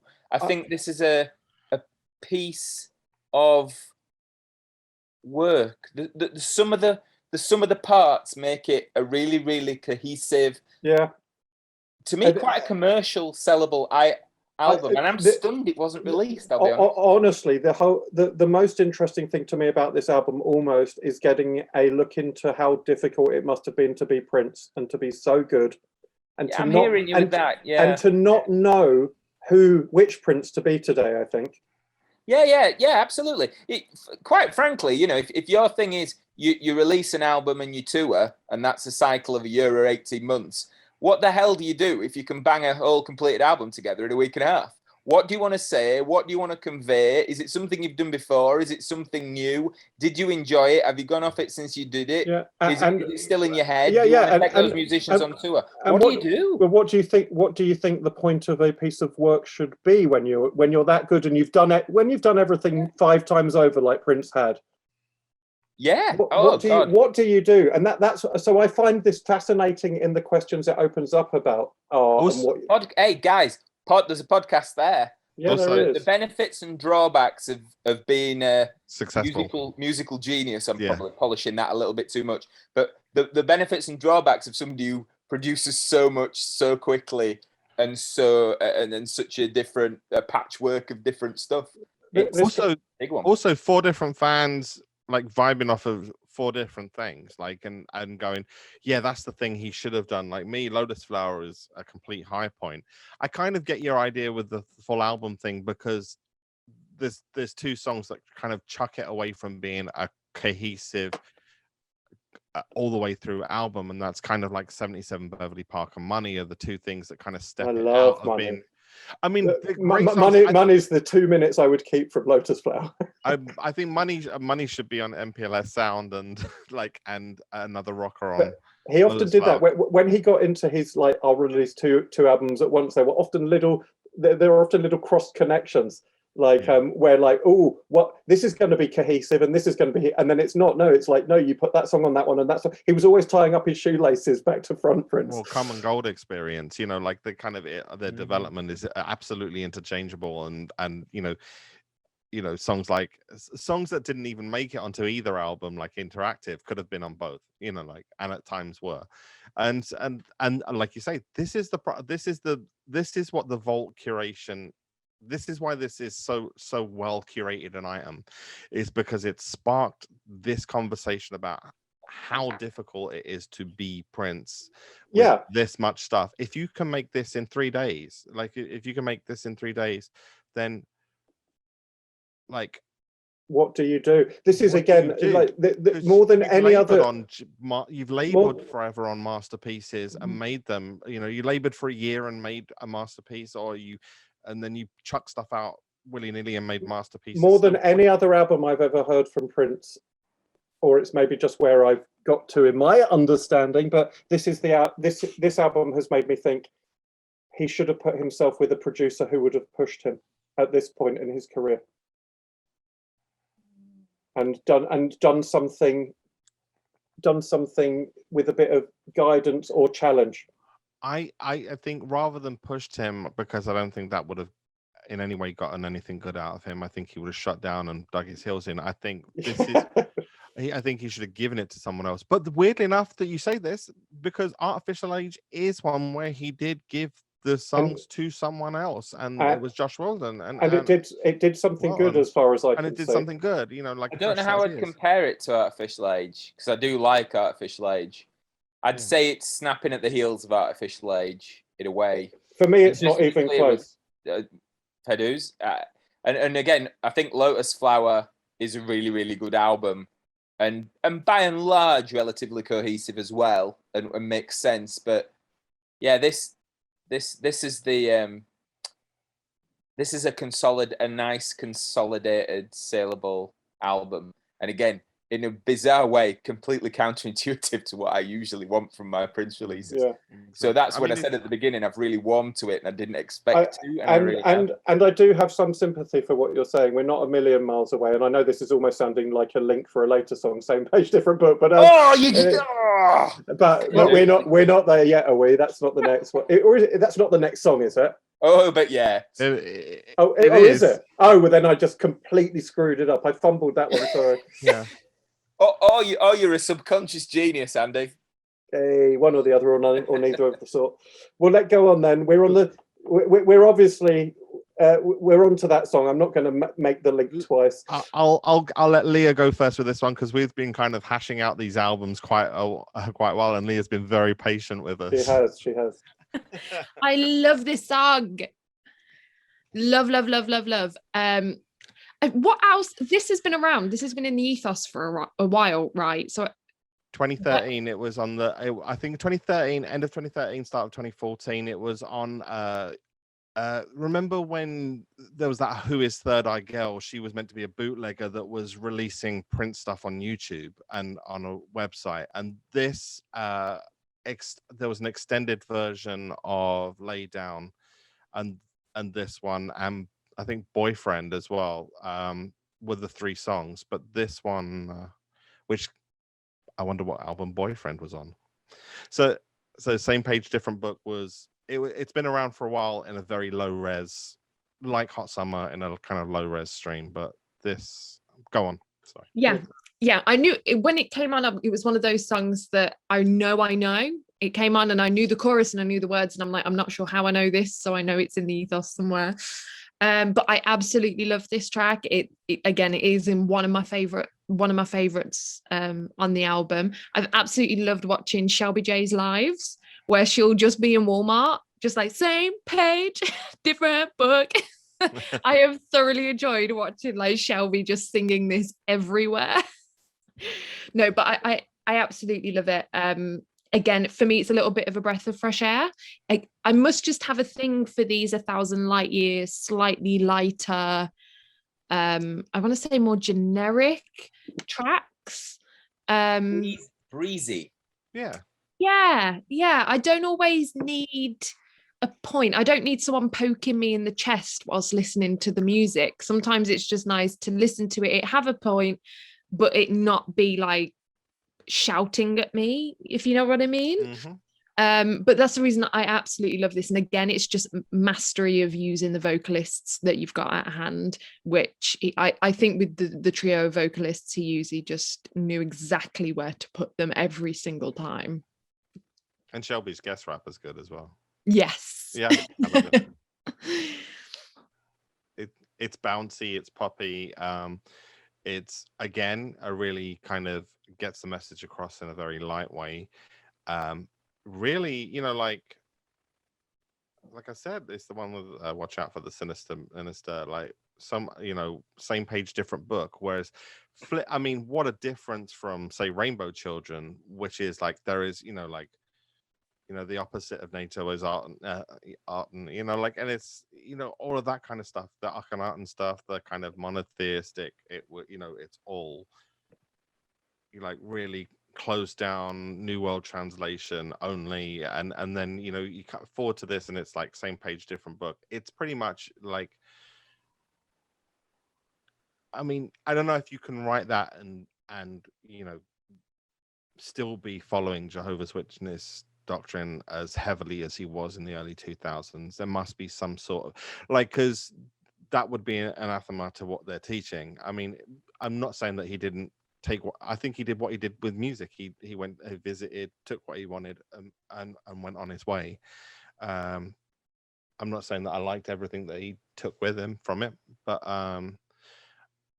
it's nice to see that things had relaxed a little bit on that note, and he was able to, and it explains a lot of songs and things that were happening around that time.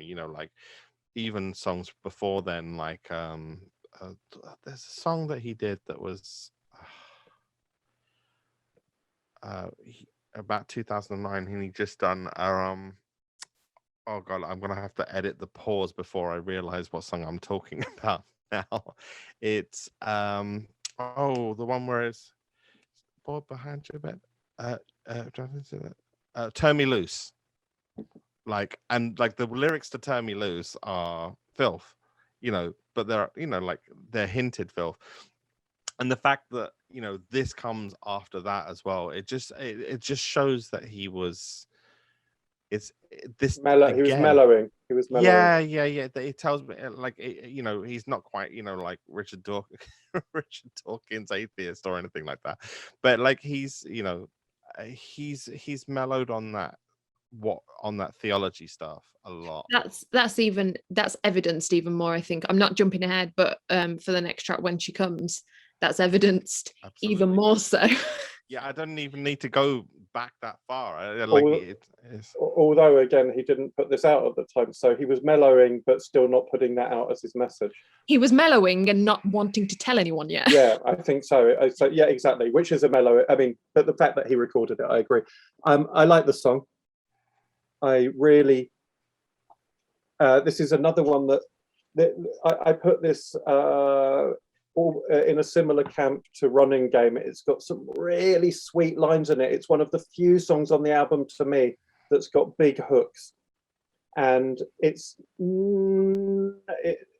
I really like the chorus, really like it. Also, lyrically, as you've been talking about, it's a really good message. To me, it sounds like nothing. The title, Same Page, Different Book.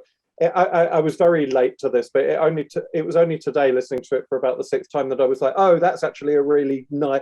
It's a cliche phrase, but when he's singing about it, he's singing about the Bible and the Quran and the whatever other religious books I'm not smart enough, the Talmud, religious books I'm not smart enough to know, but that's actually really neat. He's using a stock phrase in a deeper way than I have given him credit for sometimes.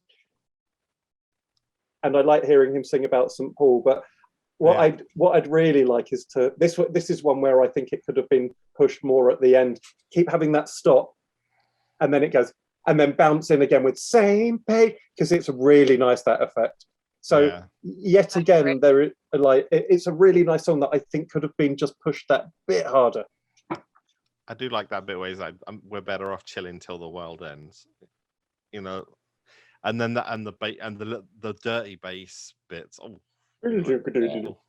Yeah, all nice. Really, really, really good Prince funky bounce. Paddy? Yeah, I think it does have some resonance because of the breeziness and the way that the chorus is delivered. It's very catchy, similar to 1,000 Light Years. Yeah, I like it. Like you said, the some of the bass fills and the fuzz stand out like that.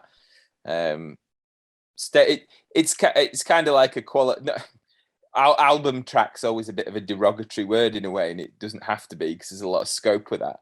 But for me, it's like a really solid, in-line, logical album track for this album, and I like it.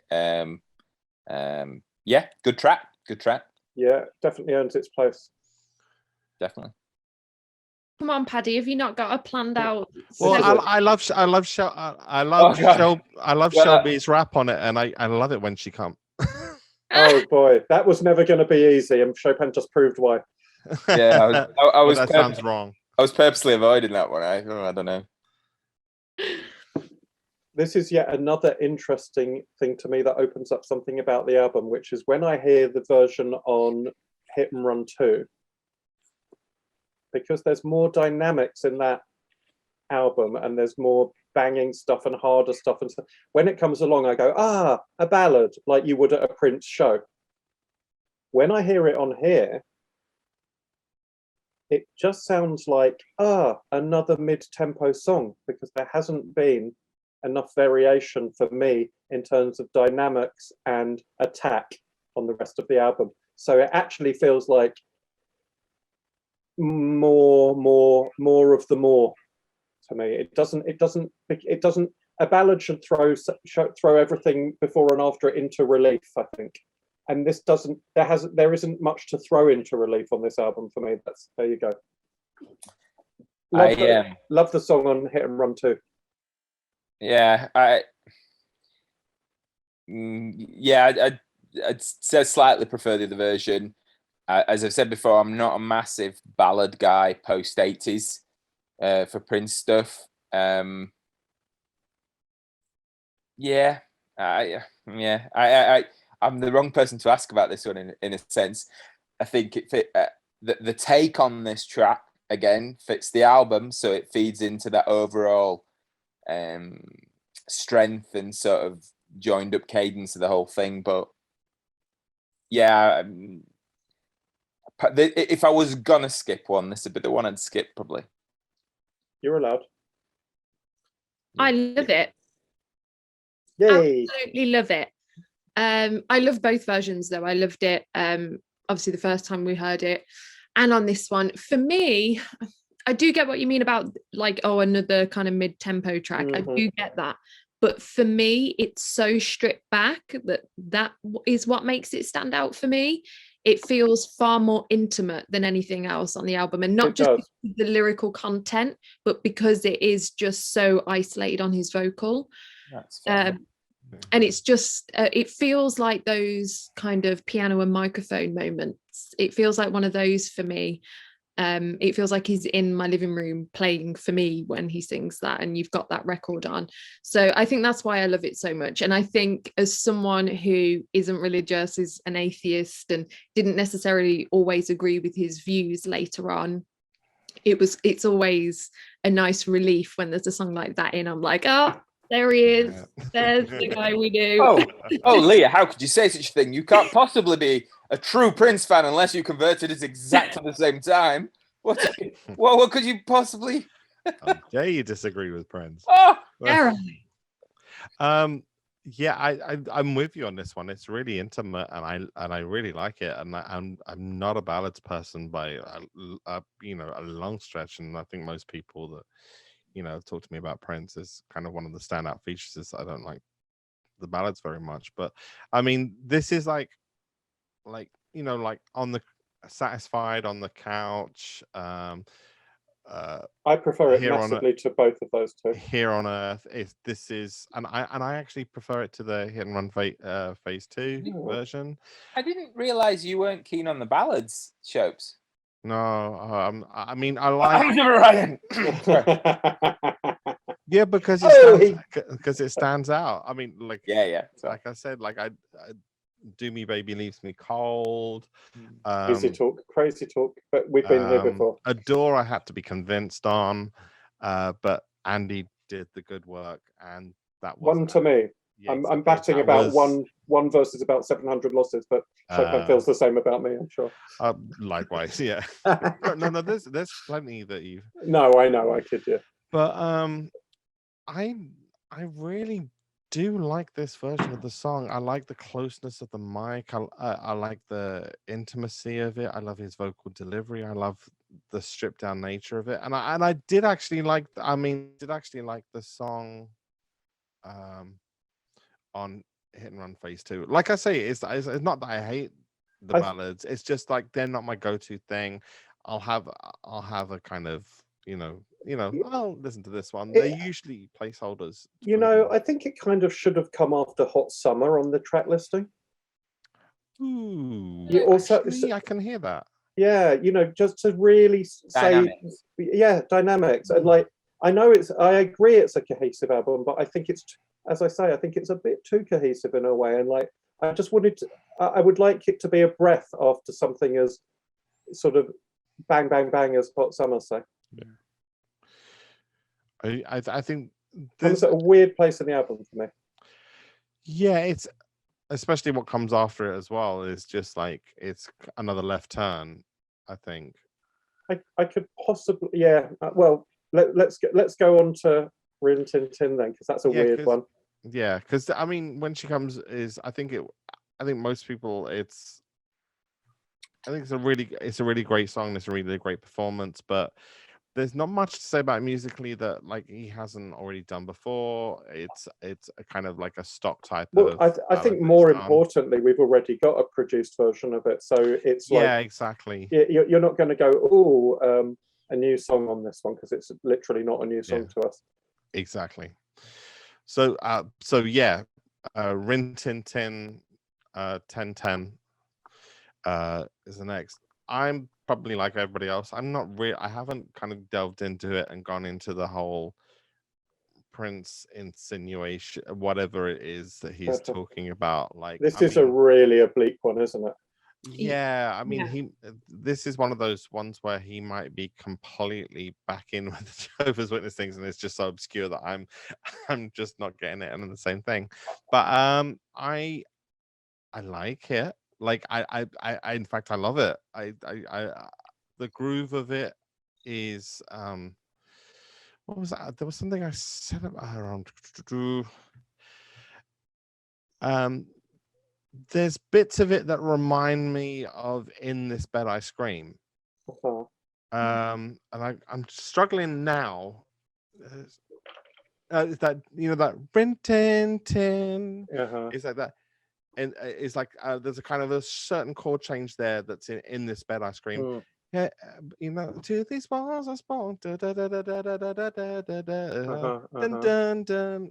Like there's like a kind of like a stab in nature that really reminds me of In This Bed I Scream. So there's musical bits and bobs that kind of anchor me to a Prince thing.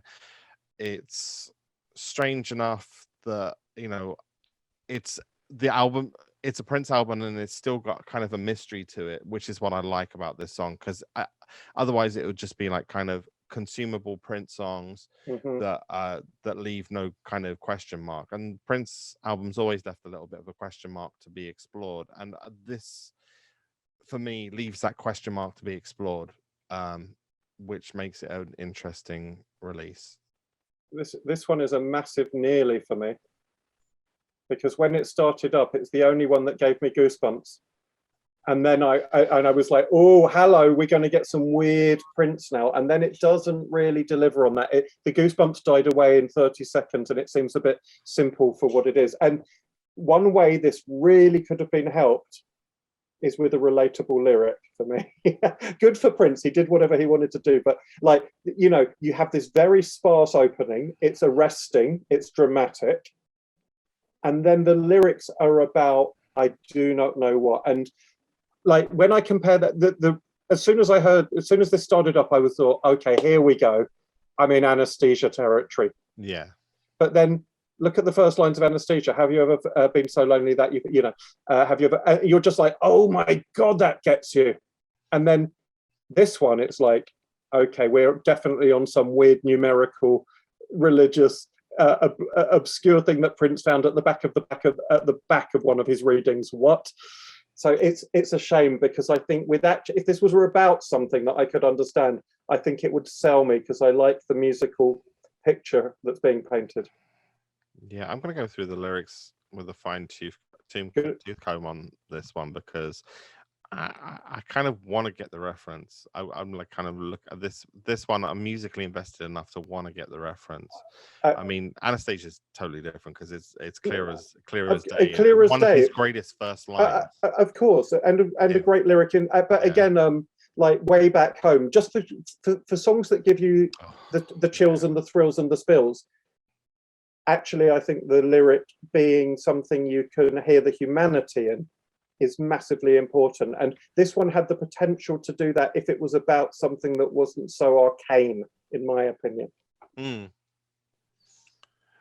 I wish I could say that it was whether it was or wasn't about something so arcane, because but even the fact that you can't tells you that it doesn't have that immediacy that you can relate to. But no. I was really hoping that like someone would enlighten me today. Like I was like gonna come onto this song when you were like, okay, Leah, what do you think? And I would be like, I'm ready for you to enlighten me. And I realized I am not on my own with this. Nah, I mean, good old Prince, just being Prince, but no idea, mate. Sorry. I'm sure his point was to challenge, though. I'm sure he'd have got, a little bit of a kick that there's a lot of people going, what? Well, do you want me to tell you what it's about? Oh, yeah. No chance. I've no idea. No, similarly, I don't know. I'd probably synergize with Andy a bit in this one. At the beginning, I'm like, yeah, there's something. It's a strange one. I can tell this is going to be a repeat. I think in 6 months' time, this will mean something completely different to me, having listened to it. I wouldn't say I was disappointed with it. I thought it was a fairly solid tune all the way through. But it sort of crescendos, drops.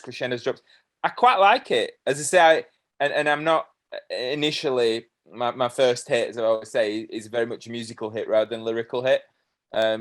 But yeah, it feels like there's a bit of a journey with this song for me. But I like it. I don't think the lyric is ever going to open up because it's so obscure. So, but again, when you get and I'm about music and lots of things in listening to music, but I think when you get intriguing music coupled with a lyric that you can put, that can hit you in the feels, as they say nowadays, you get something truly powerful. And that's why this is a nearly for me, because I think he actually needed to sell this one with a connection to the listener that isn't there because of the words. Yeah, I'd go with that. I had to, while you guys were talking, Googled Rin Tin Tin, because like I knew I'd heard the phrase before, and it was like a silent movie or a like dog that was found on World War I battlefield. And it's like asking the Lone Ranger Rin Tin Tin. It's like, it's very odd. I knew of the Hollywood dog, but what light does that shed? What's the subtitle of this 1010? I think Prince Fault suggests that it's a pun, Rin Tin Tin 1010, but that's as far as anyone's got with it. Oh, it's a millennium before 2010, because if this was recorded in 2010, 1010 is a millennium before. Hadn't thought about that. That's right. And then, but then So why it's like, what have we done in the last 1,000 years? You know, like, but destroy the earth and, you know, like and create false rescue, like the Lone Ranger, somebody else is coming to. I mean, that could be one interpretation. Just well, Princeville also said that it might have something to do with the angelic number 1010, but what the hell that means, I have no idea. I do not know what an angelic number is. It sounds very numerological to me. or could be a passage in the Bible. Yeah, or it could 10-10. be Prince had too much Captain Crunch that morning and it got to his head. Yeah. Hang on. Yes. Let the record show that Paddy is showing us his brilliant yes heart love sexy tattoo and agreeing that Prince was off on a bit of a Captain Crunch sugar rush on this one. And on that note, Yep. we go on to. Yes. That's why I did it. Oh, is that why you were doing that? I see. Oh God, come on. Oh my God, I am so sorry. I got it, Paddy. I clearly have not had my plus sign today. Thank you. Oh, you saved it there. You pulled it Oh my straight God. out of the Josephine. I thank Prince for that one. This song is brilliant. I love it. Wow. There you go. Wow. Upbeat. It again, it's a little bit of an in context oddity. But yeah, I really like it. Really like it. Don't know. Oh, I'm seeing some interesting faces here, so this is going to be good. Paddy, Go on, Leah. I think you're going to have to leave the room again, Paddy, for some time. Oh God, I know. I'm sorry. I really don't like it. Yeah. I like it when you don't like stuff, Leah, because you're such a nice person. And I just like to hear. I like to see the pain on your face as you criticize it. No, because I always want to like it. You know, I want to be able to rave about it, but I don't know. It feels to me, oh God, this is really bad. It feels like someone's written a song for the first time. That's great. I don't know. I don't know why I really dislike it so much. Normally I'm like, oh, it's not my cup of tea, but there's something about this that I just don't like. I think the naivety of like Y-E-S. Like, are you giving this a Y-E? No. Exactly. I feel like, do you know what it might be? Like, I did a music course at college, and I feel like that was probably something I wrote on a notepad. Like, that would be a brilliant song idea. You see, if I was one of those Prince fans, so you did a music course at college, and you think you can criticize a man who's released 39 albums? Even better, I wrote it on a notepad. I am closer to Leah than to Paddy on this. Fair dues. And I don't think there's many stinkers on this album, but this one's the top contender, and along with Hot Summer. This one, that for me, there is one song called Yes that Prince wrote that I like, and it's not this one. It's the instrumental on the Family album. Yeah. This one sounds cold and unlovable to me, and naive, and I think you've nailed it, Leah, with that.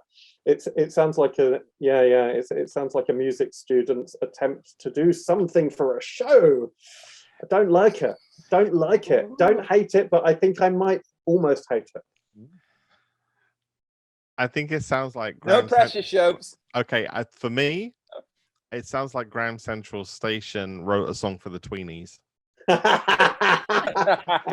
Right? Could you imagine like the tweenies, or like some sort of kids program, and it like Graham Central Station like thumping away in the background, and produced by 2010 era Prince, like on the steps. Yeah, it sounds like a breakfast cereal advert, but that's just because I was talking about Captain Crunch. But I will say this: I wish this was on 2010 instead of Tonight I Love Everyone and Everyone Loves Me. I think this is like a better song in that vein. It's just this weird vein, and No More Candy for You, and there's like these songs that just appeared. I think it was because Prince was going on about like all funk is in minor key, so we have to make funk major key to be different, and that's a great thing. But sometimes you end up with this. Well, so you know No what? More Candy for You and Tonight I Love Everyone and Everyone Loves Me. And Whereas back in the day, you ended up with Pop Life. Hello. Well, I just think this is a particular musical branch that kind of grew in the in the 2010s and didn't grow for very long. And it grew cold and unlovable. It's three, from what we know, it's 3 songs long. Yeah, and yeah. not a single one of those songs are one. I'm very seldom do I say there's Prince songs I don't like. The former, the No More Candy and Tonight I Love Everyone. I mean, yes, I don't dislike. I actually kind of find it quite fun. And I can kind of put that aside. And I think of the 3 songs, this is the better attempt at that style, because it's kind of like I feel like the bit in Woodstock where in Dance to the Music, in Woodstock when they're just ding ding ding ding Yeah. But it's kind of like if we gotta be so it's kind of like that. And I actually think like on record this is a kind of like I get it, it's an uncomfortable track, but I reckon this would have been a banger live. I actually think this would have been a great way to end. You know how he was with that anything with that snare bass approach at the beginning. Yeah, would work live, definitely. Yeah, like this would. I'm telling you, if he ended, how he was listening, he was doing the Sylvester cover. Disco Heat, Cats with me to the Disco Heat at the end of the 2010 shows. If he'd done this show instead in those shows, it would have been great. It would have been a great way to end the show. I would be happy. There is a great way of this song. No, I don't either. I think there is, but I think on record isn't one of them. This is the one that's got the descending blues fill from Peach as well, isn't it? That's this song. It's so tired for me. It's rehash. I really don't like it. On the record, no, but I bet you any money it was a banger to play in rehearsal. Do you know what I mean? Like it was like I can imagine playing this would have been so much fun and like the audience would have been jumping around. I'm with Leah. I can't imagine loving this song. Maybe put some more minors back into it. Talking of positivity, how brilliant to name a track Positivity and then to make it so slippery and minor. Yeah. That was where it was at for me. That's where you go to church for me. Not this one. I'm sorry. Yeah. I agree. I know. I know that's. I can't make you right. It is what it is. Yeah, you're allowed, Paddy. You're allowed. God bless you. God bless you. God bless you. I see it as the best of a bad 3 songs. But I think one of the things about me and my tastes are I'm very much a fan of thin formulaic popisms in many ways, and I think so, as you said with the college course approach to writing a song, I sort of don't I don't know if it locks with me. I really don't care. See, if it locks with me, I admire it, but I like things like Horny Toad because they're so simple and balls out. But I've had massive arguments with my saxophone player over this. Rod, he sort of hates disco, and I'm like, you fucking. I don't love playing. I'm like, it's like you love playing sort of funky music, but you don't like disco because it's too sweet and it's too pop. I think like, you like your funk sort of hard. How can you not like disco? I actually largely don't like disco because it brings it like marries funk music with march music to me, a different metric that takes the funk out of it for me. But anyway, that's later era disco. Later era disco is different to like early era disco. There's some really good disco stuff out there. Don't get me wrong, but I know it's a whole world, and it's not my love. I can relate to that. Shall we do this last one then, guys? Let's do it. Yep. What is it? One day we'll all be free. Is that just your link here? You're just going to say Yeah, that's it. That's all you. I'm sulking now. So that's all you're getting. Oh, oh dear. That and I couldn't think of anything. One day I mean, we will. one day we may all be free of that song. Oh, yes. Oh dear. It's gone from bad to worse, hasn't it, guys? Sorry. Andy, Sorry, remember everyone. earlier when you said you like it when I don't like it because I'm a nice person? Yeah. I think that yes has corrupted you. What do we all think of One Day We'll All Be Free then? I think the opposite of whatever you think. Oh. I'm not playing anymore. Wow, guys. No. Yes has turned into no, obviously. I think Leah should start with this one. I love this track. Yes. I love it. I think it's a great closer for the album. I think it's perfectly positioned in the context of the rest of the album. And again, it's kind of that gospelly, uplifting feel. I really like it. I don't have a mega opinion on it, like particularly obsessed over it, but I like it. All right. Have to say, pretty identical to you actually in this one. Yeah, it fits the last song of this sequence and set vibe, the whole thing. But I wrote a few notes and I'd put unspectacular but pleasant. So again, it kind of goes to the breezy place. Perhaps not quite as strong a chorus as stuff like Same Page, Different Book. But yeah, it's a nice, another solid album track. Quite like the chorus. It does a few. I think the verses as well. I can't quite remember them, but the chorus is a bit hooky, and it takes a few unexpected note choices. I think.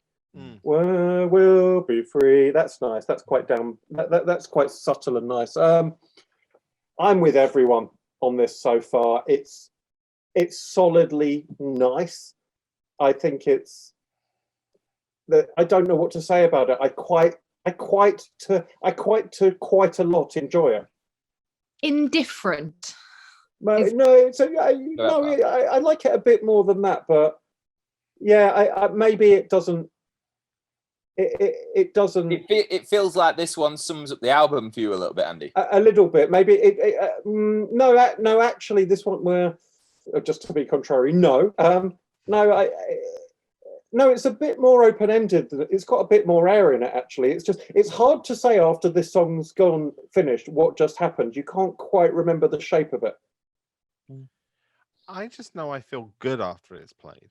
Oh, that's good. Like. Again, I'm like, there's no kind of, it's not like Check the Record where, like that hook is like spinning around my brain, or, it's not like, it's not like Same Page, Different Book where the groove is kind of still in me. It's not like where the Welcome to America where the lyrics I'm still thinking of, or 2010 where I'm, 1010, Rinton 10 where I'm still thinking of the lyrics. It's got none of those.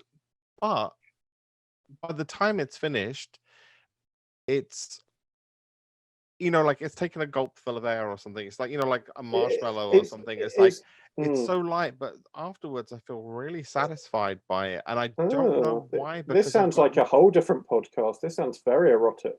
Oh. Going on now. I find this. I find this track very airy. No. Very satisfying. I'm satisfied by this album. No. I feel completed by this album. When I've played this album, I want to flip it over. Because it has a very happy ending. No. Yeah, this album has a happy.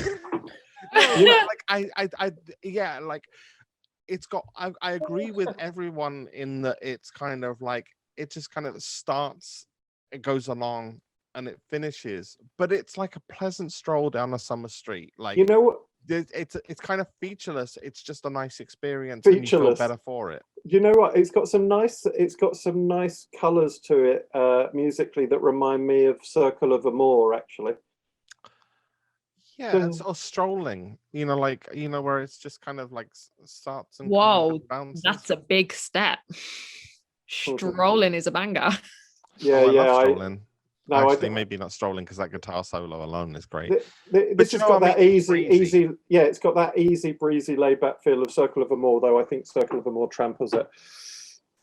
Well, Circle of Amour has got a really noticeable narrative, right? Yeah, and a really strong melody, actually. Yeah, and Strolling has some class guitar work, but like this doesn't take your ear in the way that either of those songs do. No, but this is this is a guy, this is a guy approaching his 60s, kind of just having the relaxation of achieving everything he's achieved, kind of just not having anything to prove, just playing. And there's something. Are you saying this is like Prince after a good bowel movement or something? Just something. Well, I don't think he ate enough to have one of those. But like,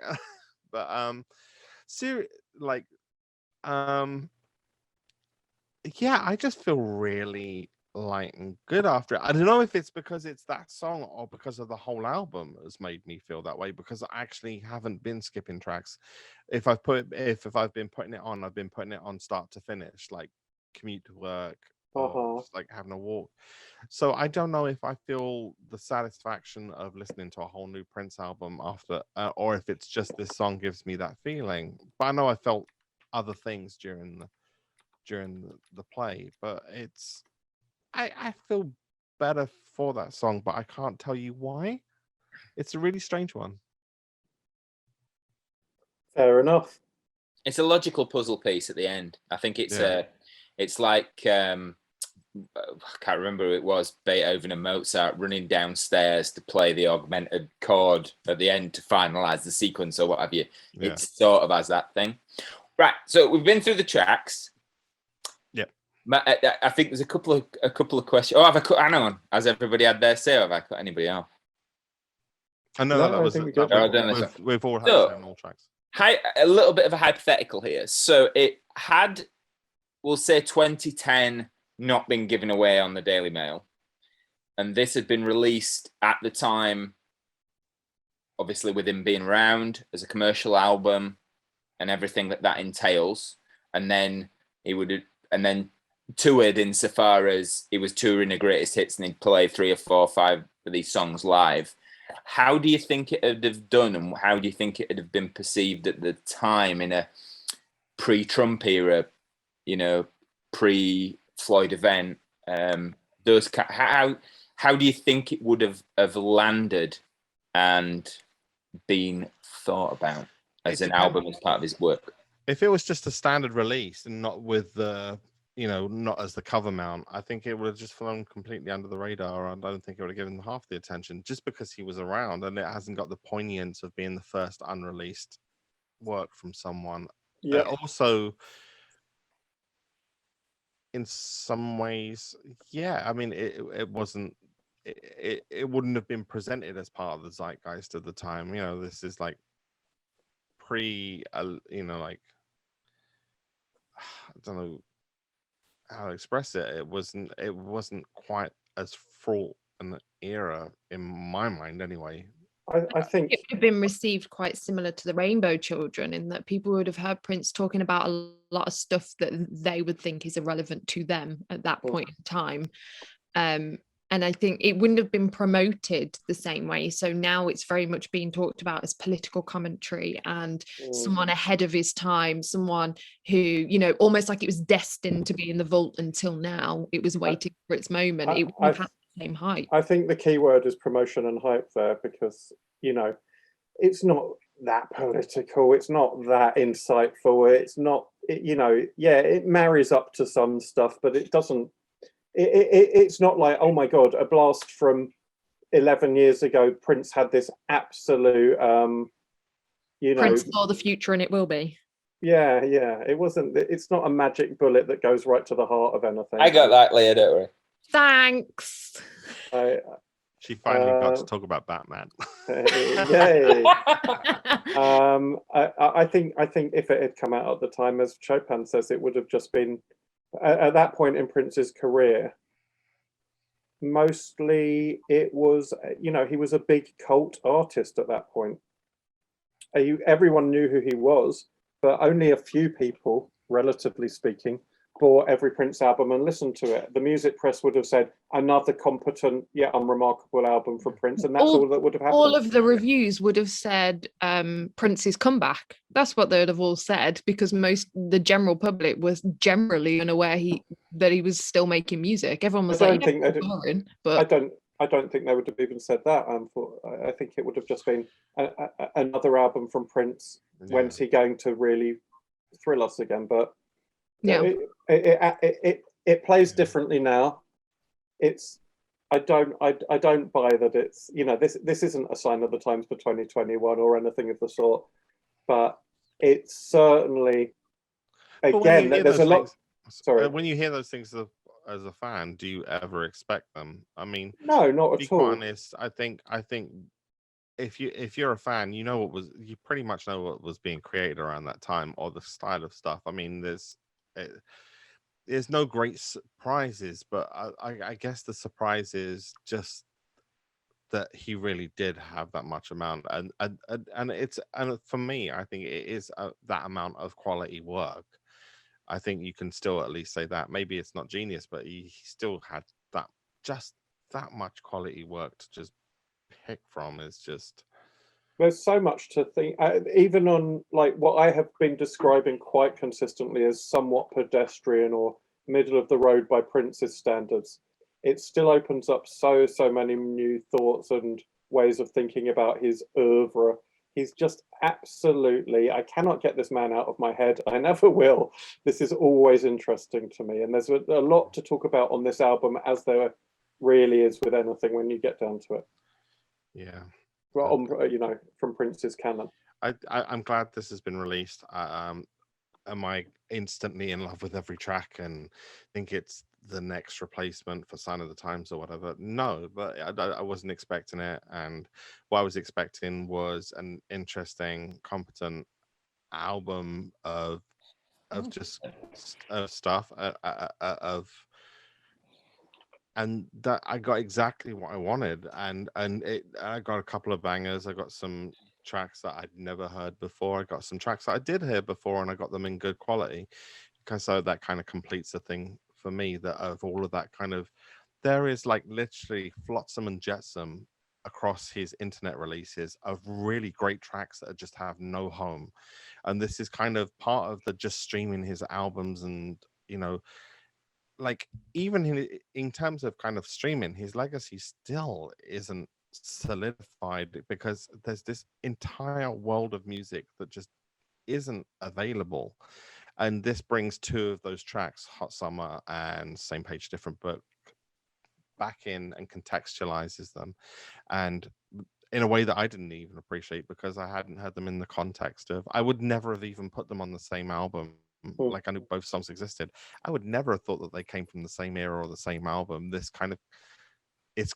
does a great job of contextualizing his creativity, what was going on, how things worked around that time.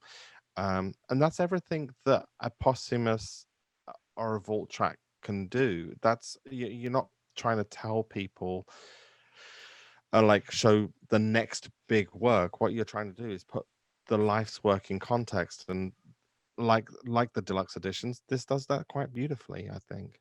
I got to say, that was a really good speech, Chopin. I may play that to myself over and over when I need. That was, no, I'm not even kidding. That was absolutely perfectly put.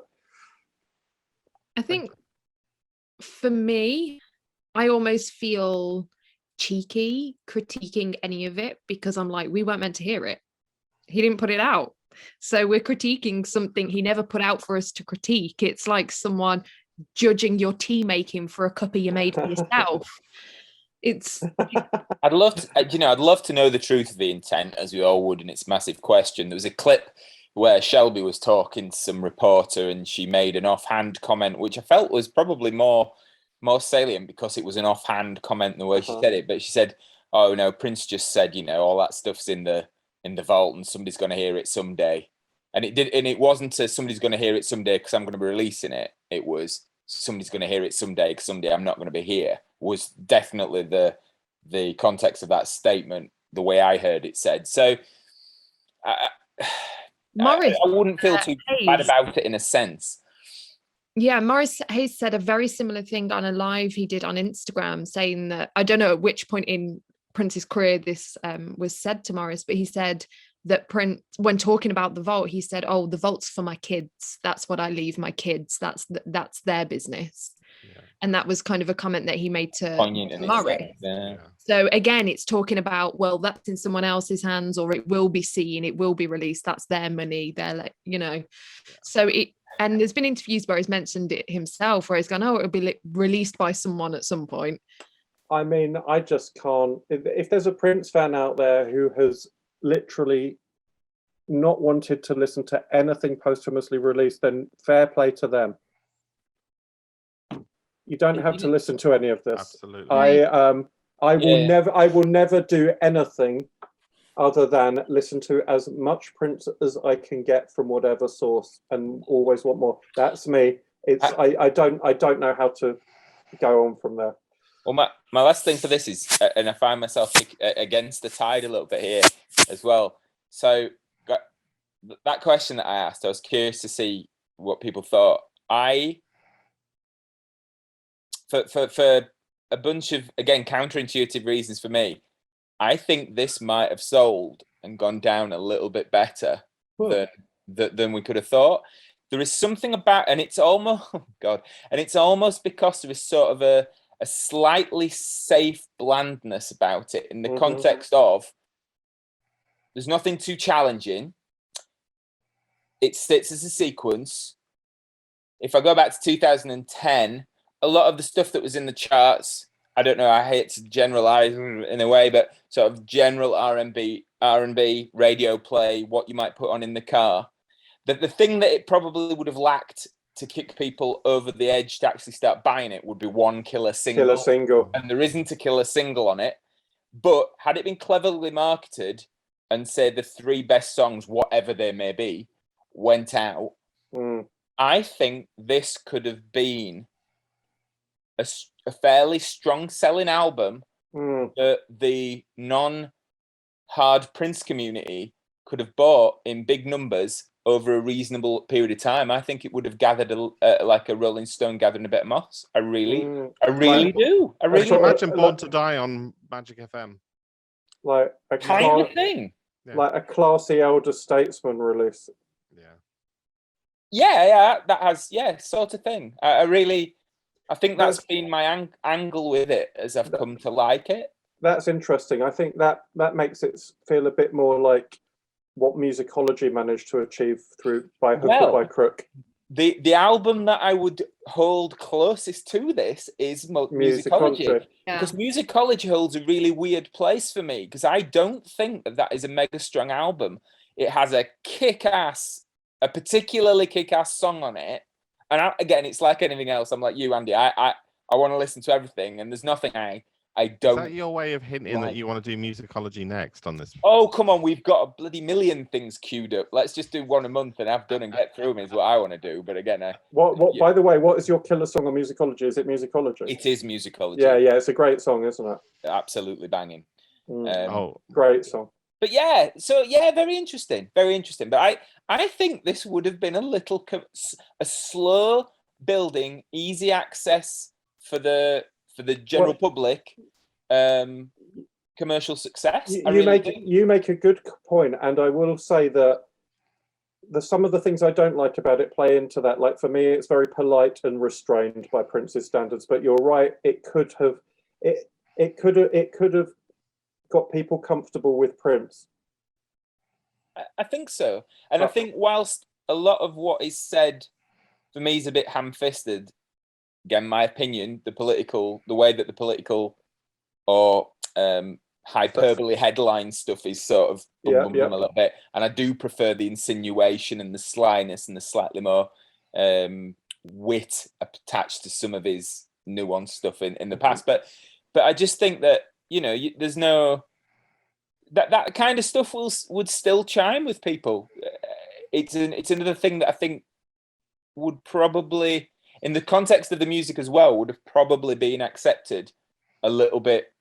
Would have been accepted quite easily and would have helped to sell it rather than stopped it selling in the context of the whole. So yeah, a fascinating release this for me. And what I was not looking forward to right at the beginning. When they announced what it was, I was probably sat there going, oh, I wish they'd have done something a bit different, but we'll see what it's like. And, and then I end up buying vinyl I'll never play for the sake of a nice presentation and the Blu-ray. And I've sat. We can do the Blu-ray separately because I don't think we're my daughter came round today, and she watched Chopin's video with me, and she wanted to have a look at it, and she was looking. I thought, well, my daughter's quite like Prince. Is this the pole dancing video that we were alluding to earlier, or a different one? No, the unwrapping definitely. But that is Molly came in and said, "Oh, can I?" She said, "Can I have a look?" She opened it all up, took everything out, had a look, was asking questions. Oh, that's nice. And I was just like, yeah. And it has something to do with that. I don't know, something to do with that as a whole. Do you know what? One last thought on that, right? Which just occurred to me out of the blue. That they included a ticket stub and a set list. I wonder if that had anything to do with the last year and a half we've all been through, where it was like we want to just a lovely thought. But no, it's quite a clever thought, like just giving people a connection with that world again. Because and also what made me think about it is how much you emoted off that set list when you opened the box show. You did as well, yeah. I was shocked because I knew that was in there, and I wasn't expecting to feel anything from it.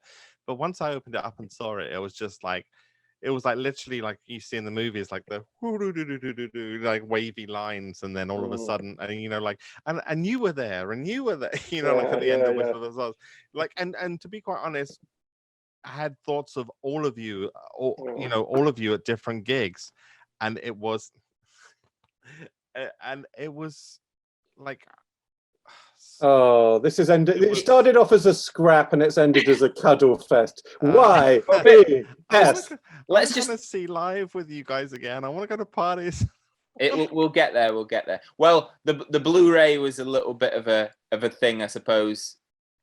Granted, the whole other thing about packaging, what have you, and how much it costs. But so low. the Blu-ray, all of that was so nice to see, and I think it was relevant because it was the name of the tour and the name of the album and all that kind of thing. But it's funny watching it. The thing that struck me was how sort of happy he looked, and just. Let me give you one last thought on that. Right, if they really want to build up Prince and keep that legacy going, why the hell not? Because these things aren't expensive, really, when you're doing them en masse. Why not bring out a CD and Blu-ray for 16 quid and get people to hear get people who don't know Prince to hear that album, to watch him doing a bunch of his old and diverse stuff live, and to go, oh my God, I want to go and explore this catalogue now. Yeah. You know what I'd love for them to do as well? Because of the year we've not had an opportunity to do it, but like with Musicology, with the concert cinema streams, and I know they've done the same with Bowie. Can you imagine if, like, with this Blu-ray release, if they'd have said, for one night only, all around the world, you can buy tickets to go to the cinema and watch this. Go and see this guy that you've heard about, that is never out of the public imagination quite. Well, Prince did that with the Musicology tour. Exactly. That is something that he's actually done himself. Because he did a live cast. So I think that's perfect. I think more so than CDs and Blu-rays, which is actually, if we're talking about young generation, they're streaming everything. They're not buying that stuff. True. But you know what? If you get them into streaming the albums, which is one revenue source, what they do buy is T-shirts. Do you know what I mean? You walk down, they'll wear T-shirts of people. People they're not even into. I think I'm saying just get them expose them to print. Don't make things like the DVD the province of £150 sets. Absolutely, yeah. I think that there's stuff that are literally for £150 sets. I think I would gladly, if the Diamonds and Pearls when it say it out becomes loud, you'll do it. Super Deluxe Edition, if they included just a full, one of those sound checks to the tours, like where they're checking the cameras and everything, and just the new MPG jamming. Like there are some bootlegs out there of that, and actually that's as good as the show of just watching Prince like lead his band through rehearsals for probably songs that get recorded on the next album. But that's the stuff that that's stuff that I would pay. We'd all pay for that stuff. I remember being stood outside the Manchester small club shows, like the two Manchester shows, and we could hear him sound checking from outside in the queues. And you had the ticket queue and the non-ticket queue, and I was walking between them both because I did have a ticket, but I was bouncing, got the Sharpie out, I had my number on, I could move around. And I remember going to the non-ticket queue, and it was right by kind of the other wall from the stage, and everyone was just having a meltdown going, you can hear him. And people were listening harder than they were in the actual show, because it's like, we're not meant to hear this. It's brilliant. This is the stuff we shouldn't hear. I remember the first night of the 21 Nights in London. It was me and Gareth.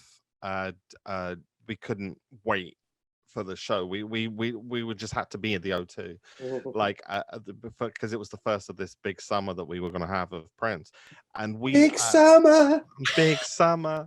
But we found a spot where we could hear. There was just the two of us sitting there by a door where we could hear the band playing Planet Earth, and he'd never played it live before. This was the first time and we were just sat there listening to this live rendition of Planet Earth that no one had ever heard live before, and we were just sat there like, this alone is amazing, let alone going to the actual show itself. There's the kind of bonding thing around there's some special moments around that kind of stuff. Sound checks.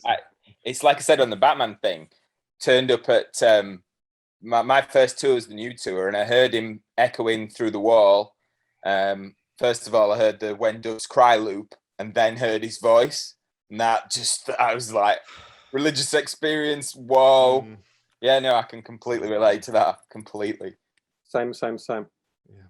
Okay, I think we've been talking about this quite a while now, and I think we've covered the album and some quite emotional stuff that it makes us feel. Like a new Prince release. It gives. I don't know about you guys, but it gives me an exciting feeling, but a different kind of exciting feeling. It's a kind of. When Prince brought out an album when he was alive, I couldn't wait for the future. I was always thinking about the tour that's coming. What else comes from this? Whereas now I hear the album and I think about the past and all the things it reminds me of and all of the memories and feelings that it emotes now. Yeah.